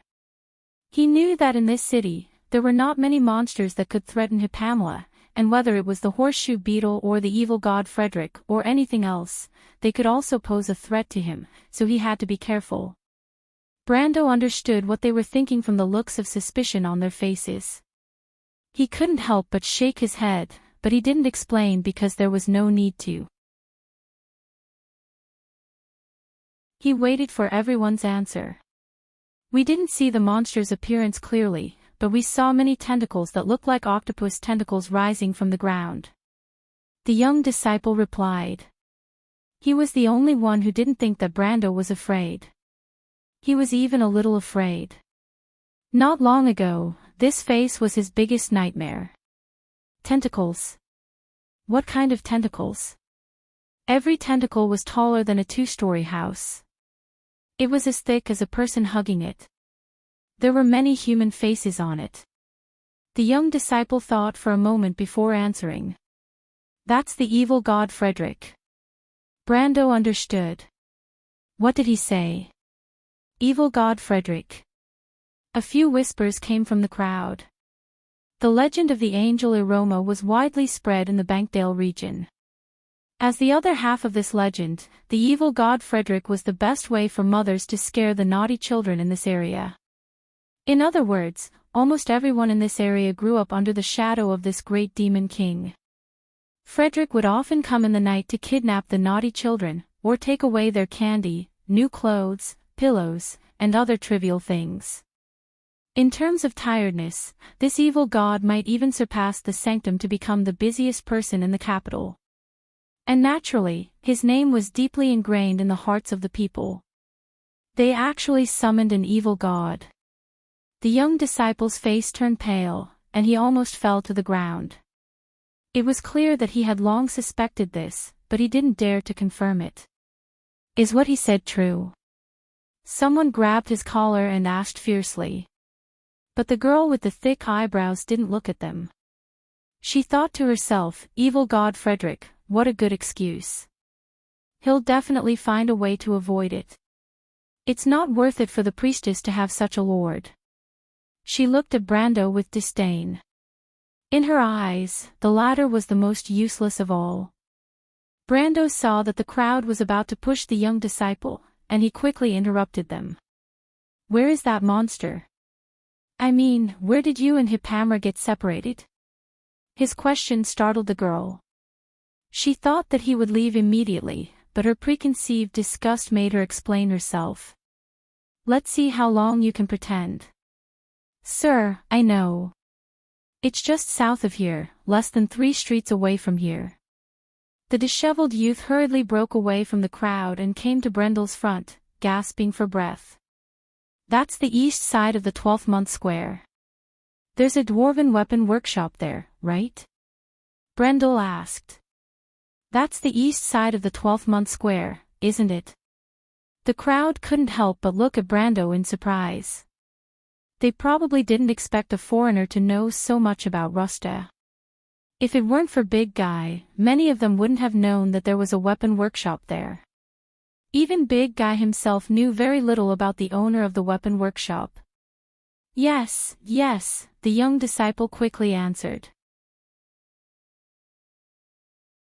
At the same time, he asked, "Sir, do you need me to lead the way?" "I'm not afraid of danger." Brando looked at him and shook his head. "You're not afraid of danger, but I have to be wary of you. You're a disciple of the Black Flames. Besides, I really don't need your help." He pondered for a moment. In the eyes of the crowd, he seemed to be hesitating. The disdain in the girl's eyes became more obvious. Even the young disciple's heart sank. He thought to himself, is this Lord really planning to escape? However, the young disciple slightly agreed. After all, it was the evil god Frederick. Frederick was a real god. Just like them, what could a mortal do if they went there? Brando didn't have the heart to care about what these people thought. He closed his eyes, and his perception of space spread out like water. In an instant, it spread over an area of a few thousand meters. This was the new ability of his elemental mastery after reaching the peak of the elemental laws, space-time control and space-time perception. If there were gold or elemental masters in the nearby streets at this moment, they would see such a strange scene. The lines of law seemed to have come alive as they passed through the streets and alleys. Tracing back to their source, they would find that the dense silver lines had gathered into a huge cocoon of light. Flashing information streams gathered from all directions and summarized into Brando's mind. Unfortunately, the people present were all ordinary people. They couldn't see the spectacular silver lines of law surrounding Brando at this moment. Only the big knight faintly sensed it. He was still looking left and right, suspecting that he was hallucinating. He had learned some knowledge about elemental mastery from his father, but it was too far-fetched. It was said that only his grandfather's father's generation had barely touched the realm of elemental mastery. He had no idea that the young man in front of him was an elemental mastery master. It was obvious. How was this possible? Everyone spent a few long seconds in doubt. During this time, the girl with the thick eyebrows wanted to speak several times, but she was stopped by her grandmother. Grandmother Augie's, this person. She couldn't help but feel a little angry. The old woman only shook her head at the girl. Offending a noble would bring a lot of trouble to the family. She had lived to this age and had seen many of it. She couldn't let this girl be foolish. Besides, it wasn't necessary. Although she felt pity for the approachable Miss Priestess. The girl with the thick eyebrows seemed to respect the old woman, so she could only shut her mouth and sulk. After a few seconds, Brando finally opened his eyes again. Just when everyone thought that this noble young master had considered saying some polite words and retreating, he only raised his head and said to the sky. About 2,700 meters. You can see it too. Everyone looked up. Above them was a pitch-black night sky, but it was reflected red by the fire in the city. But other than the billowing smoke and dancing sparks, there was nothing else. There was no response from the void. Only Brando's calm voice echoed in the empty streets, as if it was a matter of course. Everyone looked at him strangely. Could it be that this noble young master was too thin-skinned and couldn't find an excuse? Had his brain been fried? Very well, since you can see it, Brando spoke again after a moment. Head 3 streets south from here. Aim at old Sardin's weapons shop and blast it for me. Before anyone could ask what was going on, all of a sudden, a thin golden line was reflected in their eyes. Everyone was dumbfounded. Even the girl with the thick eyebrows who was about to question could not help but subconsciously shut her mouth. The golden line descended from the clouds and pierced through the night sky. The clouds slowly rotated at its starting point to form a vortex, and the golden line fell vertically to a certain location in Rushta City. If they were not mistaken, it was 3 streets south, where they came from. Frederick, who was sneering, suddenly froze. In the distance, Andesha also looked up at the golden line hanging from the sky. She did not know the angel Aroma, but she knew this method. This golden line was connected to the constellations of the war dragon Tiamat and the platinum dragon god Bahamut. Someone was directly mobilizing their power. This was definitely not the power of a mortal. Unless the two world dragons came in person, only the highest authority could mobilize such an attack. Was it Martha? Or was it the Holy Lance of Heaven? But it wasn't. A golden holy sword was reflected in Anderson's eyes. It shone brightly and hung alone on the peaks of the mountains. One of the 12 tree shepherds patriarchs subconsciously took a step back. An extremely uneasy feeling shrouded Frederick. This feeling was too familiar. He did not know how long ago, when the same terrifying aura almost completely annihilated him. Aroma. It let out a tragic scream, and its huge body instantly shrank down. Countless tentacles seemed to want to immediately drill back into the ground. But it was still a step too late. Right in front of Hippamra, a golden light was reflected in the girl's eyes. It fell along the golden line, and under her smiling gaze, the golden light went straight into the ground. With a loud bang, continuous flashes spread along the entire street. Countless mud and stone slabs were lifted up from the ground. Frederick's tentacles under the ground were retreating at a speed visible to the naked eye, but they were still caught by the explosion. The tentacles seemed to swell, and then the whole thing exploded. Suddenly, flesh and blood splattered everywhere. Then, more and more tentacles were blown off and flew into the sky. The flash continued to move forward, like a sharp knife cutting the ground. Soon, Frederick's body was exposed under the open air. It was an extremely ugly, twisted mass of flesh, as if countless human bodies were mixed together and formed by intertwining with each other. Fortunately, as soon as this disgusting scene appeared, it was hit by a ball of golden light. Amidst an earth-shattering scream, the ball of flesh completely exploded, turning into blood and minced meat that filled the sky. Then, it fluttered and fell to the ground. It was as if it was raining blood. "How dare you sneak attack me, Aroma?" Frederick's voice was much weaker than before. It shouted hatefully, "Follow me, and I will soon have my revenge."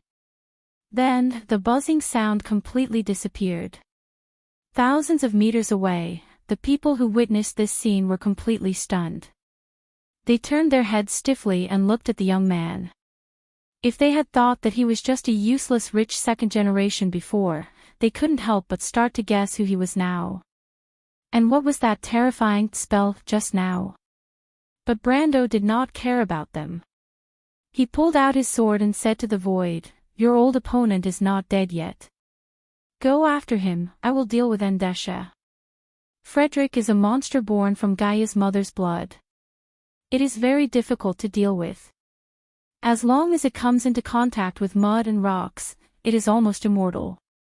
It is normal that it does not die so easily. But the way these people summoned it is not right. It is very weak now, and it is not a match for me in my current state." A slightly cold and neutral voice replied in the void.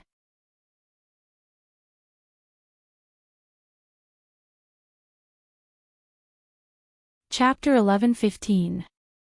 Frederick is a monster born from the blood of Gaia's mother. As long as it comes into contact with soil and rocks, it will be immortal. It won't die so easily. However, these people summoned it in the wrong way. It's very weak, and it's not my opponent at the moment. A slightly indifferent neutral voice replied in the void. The angel Aroma did not like to talk, but it did not mean that she could not speak. As a high-level creature with extraordinary wisdom, she understood every language in the world, whether the language came from the past, present, or future. This was the ability of comprehension, which only belonged to the gods, and it came from one of the basic laws of Babel Tower. Her voice was cold and slightly neutral, but it was not harsh. Instead, It made people feel comfortable, and they could not help but want to hear her say more. Of course, Brando knew that this was impossible. Since Aroma was summoned, she had only said 3 sentences in total, and this was the 3rd sentence. The first 2 sentences were, answering your call, the promised one. Light be with Martha. Brando could understand all the meaning contained in Aroma's simple sentence. Frederick was not so easy to kill, but it was also strengthened a lot under the blessing of the loyalty card. It would not take much effort to deal with the former. He nodded, but still reminded her, but I have to remind you that the card can only last for 1 stage. There is still half an hour left, which means you have almost only 1 chance. You must make sure to kill it in 1 shot. Aroma nodded. Everyone could not see who Brando was talking to. If it were before, most of them would have thought that he was a lunatic talking to himself, but at this moment, no one dared to think so. Even the girl with the thick eyebrows, who despised Brando the most, could not say anything bad at this moment. After all, the facts were right there.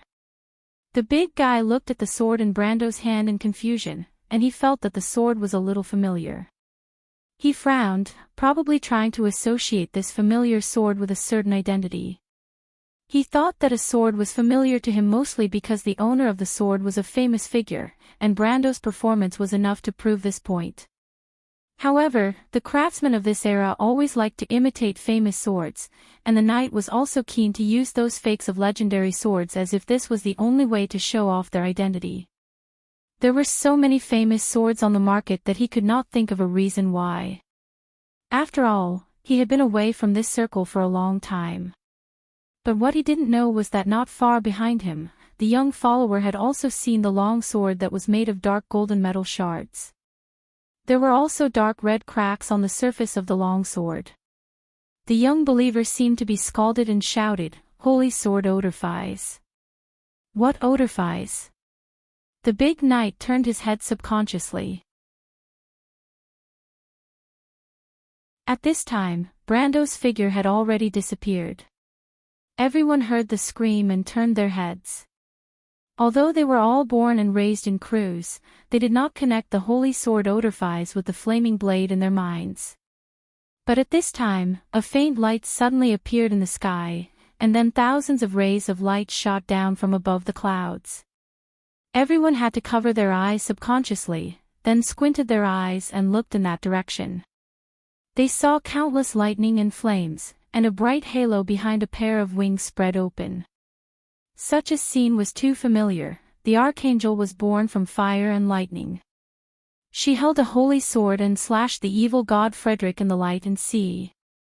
This was the bedtime story that countless people grew up listening to. There were countless myths and legends in the pale poem, but only this one was the source of pride in the hearts of the people of the empire. At the same time, it was also the symbol of the empire. The empire's eagle emblem originated from the holy emblem on the shield of the archangel Aroma. That's Aroma. Martha above, Lady Aroma has appeared. Almost subconsciously, the people knelt down. But a few people suddenly realized that the place where Aroma appeared was the direction Brando was looking at before. That's the holy sword odorifies. Finally, someone realized something and could not help but shout. It's the flaming blade. The big knight only felt a buzzing sound in his head. He finally understood why he felt that the sword was so familiar. The sword was so sacred and noble that every knight of the empire had to make a sacred oath to it. Oh my God, the people could not help but subconsciously connect everything they knew. Finally, the only possibility took root and grew in their hearts, and made them feel helpless. His Majesty, the Flame King is back. The Flame King is back to save us. Amidst the fanatical emotions, the girl with the thick eyebrows only felt that it was unbelievable. Is he really the Flame King? She could not help but mutter to herself, Miss Priestess's Lord is His Majesty the Flame King. She felt a wave of dizziness. Andesha's face was as white as snow. She looked at the scene with a shocked expression. The entire street was turned into ashes by the attack just now. Such power was not something a mortal could control, and the strange phenomenon in the sky proved this point. She felt a chill in her heart. Could it be that this city was protected by aroma as the people of Cruz claimed? Of course, she did not want to believe it, but other than that, there was no other way to explain the scene in front of her. She slightly bent her stiff knuckles and subconsciously retreated into the shadows. Although she was arrogant, she still knew her limits. How could a mortal interfere in a battle between gods? The archangel with the holy sword had descended to this world, and she had to inform the Dragon Queen of the situation here. Brando watched as the woman retreated into the alleyway. He dispelled his refraction spell and descended from the sky, following behind her without a word. He saw Andesha coming to a ruin. She pushed open a charred wooden beam and walked in. She walked through the ruins and quickly arrived at a narrow room. Although the room was already burnt beyond recognition, even the outer walls had collapsed. She nailed a vine to the ground and pulled it up, opening a secret door from the ground. Brando raised his eyebrows when he saw this scene. Ever since Alcra told him that the dark cultists had many secret passages, he had already expected that Andesha would use them. Otherwise, it would be difficult for her to appear and disappear in Rusta's city with her strength. Andesha was not weak, but in the heart of the Empire's power, she could not do as she pleased. After opening the secret door, Andesha carefully looked around. She was mainly worried about the Archangel in the sky. Seeing that the Archangel did not chase after her, she cautiously let out a sigh of relief and prepared to walk down the secret passage. But at this moment, she felt a slight chill on her neck. Oderfice's gleaming blade had appeared there. The beautiful woman's expression froze. She realized that she did not know how he got close to her. The answer was very simple for Brando. He had the monster leader template and could assimilate the senses of monsters. In the game, the dark cultists were considered as monsters, so this ability was also effective. "We meet again, Lady Andesha." He opened his mouth and spoke. Andesha rolled her eyes and was about to say something when she saw the young man in front of her smiling and reaching out to grab her wrist. She was startled and subconsciously wanted to retreat, but she felt as if her hand was clamped by a pair of iron pincers and could not move. What made her even more shocked was that after her lines of law flickered, they completely disappeared. This discovery almost scared her out of her wits. She hurriedly sank her mind into the spiritual world, only to find that she could no longer feel any elemental power. "What did you do to me?" Andesha screamed in horror. She could not help but panic. Without the power of her element power, her strength had regressed to the level of a gold ranker, or at most, a little stronger. Brando smiled. This was the ability of spacetime control. He had only isolated Andesha from the spacetime around her. This isolation would not last more than a second for existences stronger than him, but for Andesha, it should not be a problem for him to maintain it for a few minutes. It was only after Brendel obtained this ability that he realized how terrifying his elemental essences were. These elemental essences were almost overwhelming to those who were on the same level as him. A few seconds of blank time was enough for him to kill any enemy. The only regret was that he needed to come into contact with the enemy before he could use this ability.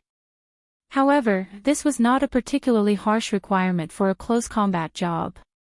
Furthermore, element power was constantly strengthened. Who knew if this ability could be used from a distance in the future?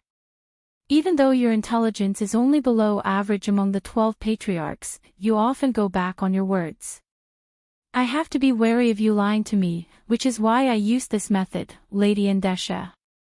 Brando replied, I have only sealed your ability. As for whether you can take it back, that will depend on your attitude. How did you seal my ability? Andesha was terrified. She had completely forgotten how arrogant she was in the loop of trade winds. After losing her ability, she only had a few hundred years more experience than an ordinary person. However, such knowledge was obviously useless in the current situation. She had never heard of anything like what was happening to her body. Brando could hear something from her tone and laughed. It seems like that lady of yours is hiding a lot of things from you. She did not tell you what happened in the White Rose Garden. If I'm not wrong, you should not know about Iroma's descent, nor the reason for the Silver Queen's failure. Iroma's descent has something to do with you. Andesha looked at the young man in front of her with eyes full of fear. Of course I know that the Silver Queen will fail. Her failure is destined. Even the divine people could not do it back then, and she wants to reopen the Truth Symposium to do it. How laughable. But you did not tell her this, didn't you? You even lied to your allies. Brando shook his head. Also, I want to say that you do not know the reason for the Silver Queen's failure. She has already reopened the Truth Symposium. That's impossible, you. Andesha suddenly stopped talking. Brando could even hear her teeth chattering. You really are the Dark Dragon. You think too much, Lady Andesha. Brando did not know whether to laugh or cry. He shook his head and replied, but my authority is higher than the Silver Queen's. Gwendolyn obviously knew this, but she did not tell you. It seems like your relationship with her is not closer than the Silver Queen's relationship with her. Perhaps the next one to be sold will be you, won't you? She has no obligation to tell us this in the first place. Then there's no need for you to sacrifice your life for her, is there? No.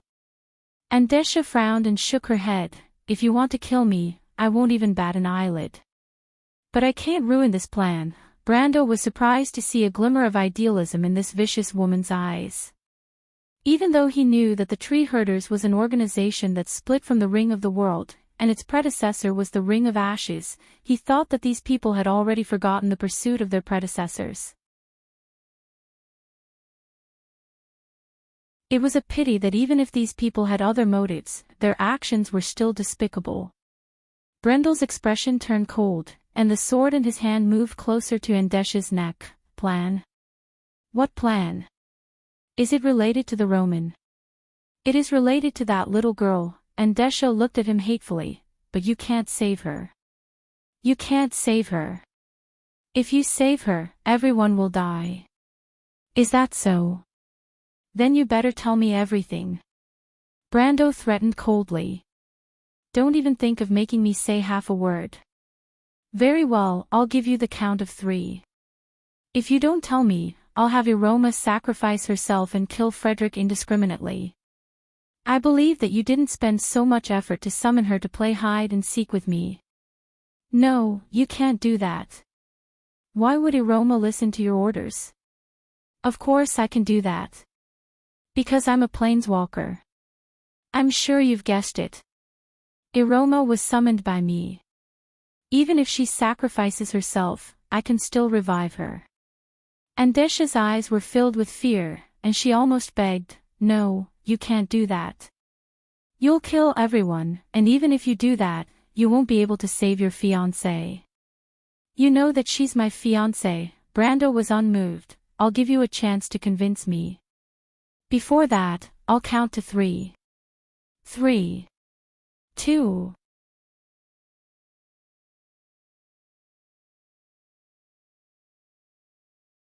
Chapter 11:16.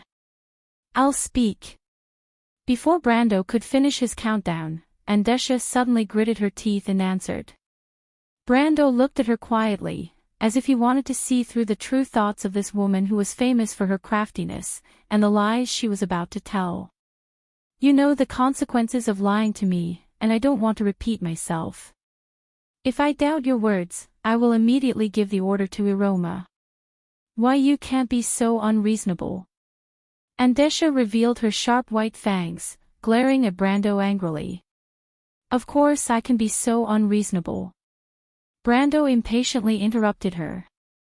The anxiety in his heart was beyond imagination, and he did not want to waste any more words. From now on, everything will be decided by me.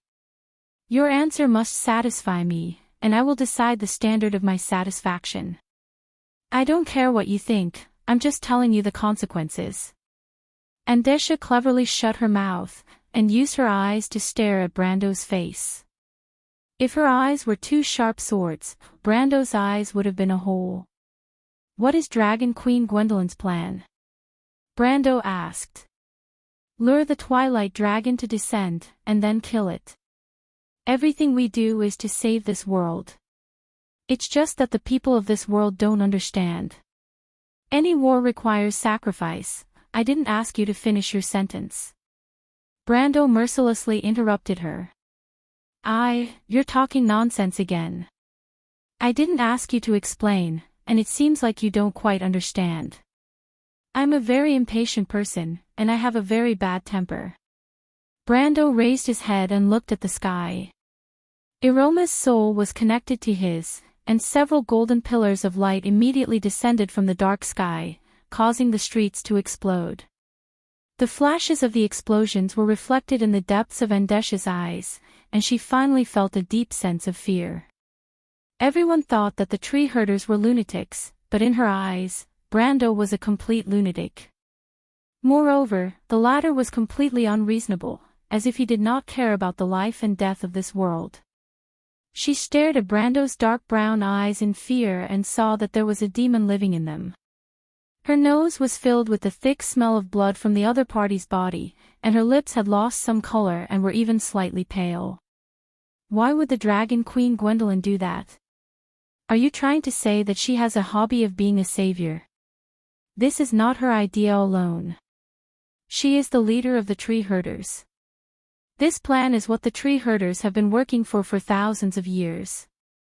In the end, the high and mighty woman weakly added, I'm telling the truth. Brando didn't appreciate it. I didn't ask you if it's true or not. I have my own judgment. Are you stalling for time? Andesha immediately shut her mouth and closed her eyes, feeling extremely humiliated. What are the details of this plan? What does it have to do with the Roman? After confirming that Andesha had completely submitted, Brando jumped to the question he was most concerned about. The dusk dragon's will is sealed in that little girl's soul. The Dragon Queen hopes to guide the dusk dragon to descend upon her body, and then completely defeat the dusk dragon. Kill the dusk dragon. What does she plan to do? In the past, the dusk dragon had always projected its will into Wonde. We believe that once it materializes in this world, we will be able to find a chance to truly kill it, and thus completely end the confrontation between the civilization and the dusk. With just you. The dusk dragon is powerful, but there is a limit to the power that its host in this world can withstand. Even if it doesn't care about the host's life and death, its power will not increase to the limit the moment it descends.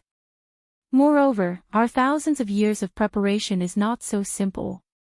The tree herders have always been searching for the power in the blood of the gods, not to recreate the gods, but to use some kind of medium. Some kind of medium. A lost bloodline of the gods.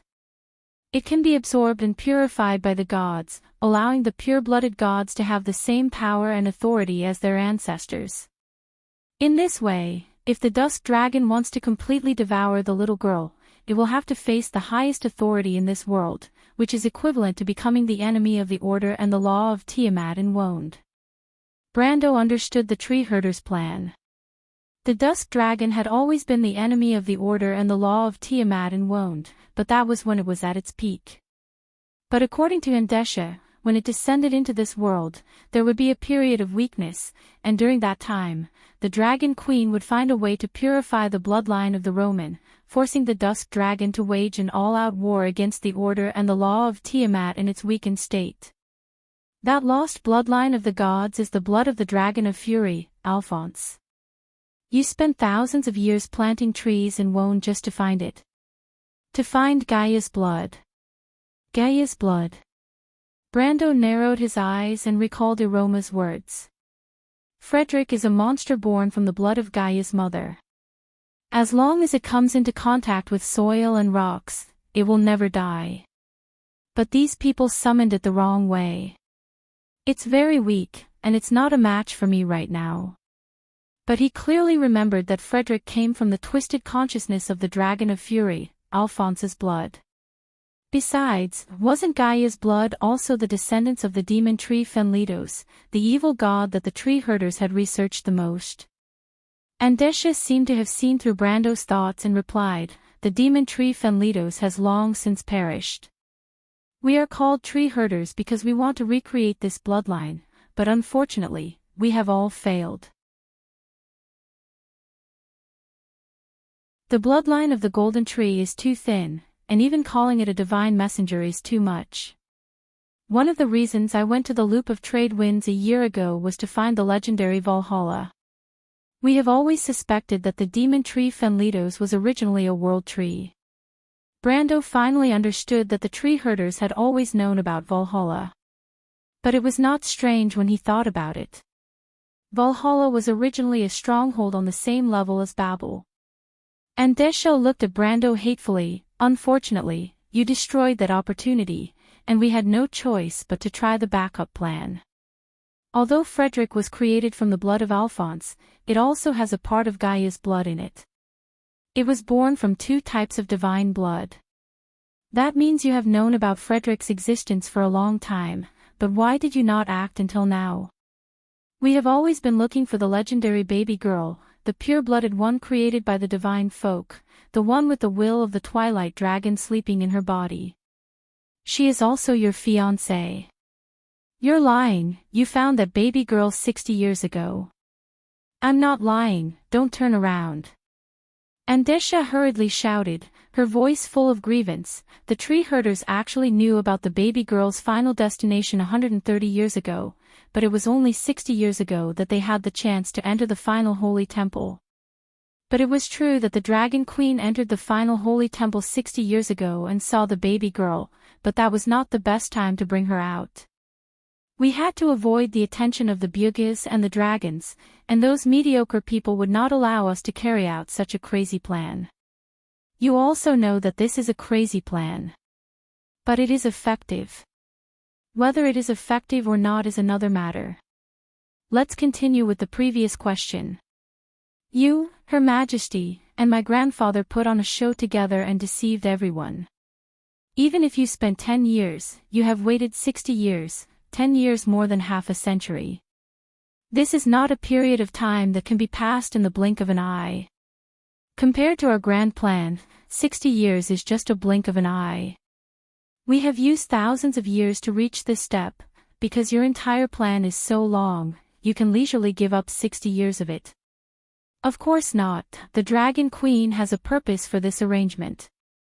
Avoiding the eyes of the Bugis and the dragons is only one of them, and the other is the layout in the Empire, preparing for today's perfect ceremony.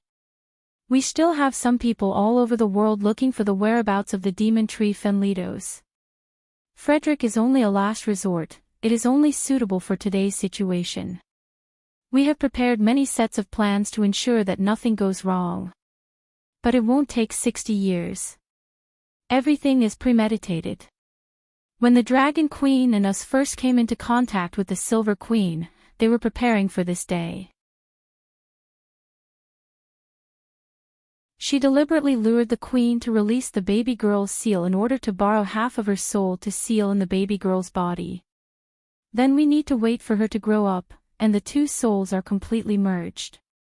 Although the little girl is not the Silver Queen, her soul and personality are deeply influenced by the Queen. So what? Because we need a pure and kind soul to carry the dark side of the baby girl. When she fuses with Frederick's bloodline, she will not be affected by the evil god's slaughter and chaotic desires. The Queen is the most suitable candidate, the Dragon Queen has chosen her from the beginning. Andesha's chest rose and fell slightly. When the disciples of the Black Flames completed the summoning ceremony, the Dragon Queen sacrificed the last soul, allowing the evil god Frederick to descend on her body. That person is the Silver Queen. The dark side of the Queen is now perfectly fused with Frederick, and when it meets the baby girl, the two will have the same soul. So they will fuse. They will not fuse on their own accord, but the Dragon Queen will urge it to happen. The pure bloodline of the baby girl will allow her to have the absolute initiative during the fusion process, and the pure kindness of the Silver Queen will suppress her dark side. In the process, the little girl will sublimate into an existence like the ancestors, and then fight against the will of the Twilight Dragon who is fighting for control of her body. In the process of materialization, the power of the Twilight Dragon is entrusted to Roman's body, but if it can't get this body in a short period of time, it's equivalent to cutting off the channel between itself and its power. Roman's body is like a cage, trapping it inside. Is this your plan? Andesha looked at him blankly. You guessed it. I'm not a fool. Maybe you like to treat people as fools, but the Silver Queen trusted you, and this is how you repay her. We don't need trust, we only need the plan to be executed perfectly, and there will always be sacrifices. Shut up, Brando coldly interrupted her. If the Silver Queen is willing, then this is a sacrifice. But now I only see deception in use. You have turned her life's work and dreams into a laughable joke. You trample on the dignity and lives of others, and you call yourself saviors. But if we succeed, you will not succeed. Brando replied mercilessly. Andesha's eyes were filled with anger. Brando looked at her with a little pity, but there was no sympathy. The matriarch of the tree herders struggled violently as if she had been greatly insulted, almost breaking free from Brando's hand. The flaming edge of the blade of fire left several bloody marks on her snow-white neck, but she did not seem to feel it. Two dazzling pillars of light fell from the dark sky, and Andesha let out a whimper like an injured beast. Stop! She shouted, I was wrong, stop. How does the Dragon Queen plan to kill the Twilight Dragon? Brando asked coldly. The gods left the final authority in this world, and that is our last hope. As long as the Twilight Dragon is imprisoned in that little girl's body, Gwendolyn will activate that authority and kill the Twilight Dragon's physical body in this world. Andesha shouted loudly. What will happen to the Roman after that? Brando looked at the woman and asked one last question. Andesha opened her mouth, but no sound came out. Seeing this scene, Brando knew that he did not need an answer. He threw Andesha forward, and the latter crashed into the ruins with a bang, letting out a miserable scream. Brando slowly raised the flaming edge and walked through the ruins. Andesha trembled as she climbed up from the broken bricks, the cold tip of the sword already pressed against her forehead. Brando looked at the woman coldly. Where is the Dragon Queen and the Roman? Kill me, the matriarch closed her eyes, trembling as she screamed, kill me, and I won't tell you. I won't kill you, but I will kill Frederick. Brando replied. Andesha opened her eyes, and her eyes were filled with hatred. You can't do that. You will destroy our only hope, our only hope. You have already destroyed the hope of countless people. Look at this city, and the thousands of people who died in this war. If we don't do that, they will still die. You're tuning into the LoveLore Library YouTube channel. We're so grateful for your support, and don't forget to subscribe to join us on this incredible journey through captivating stories.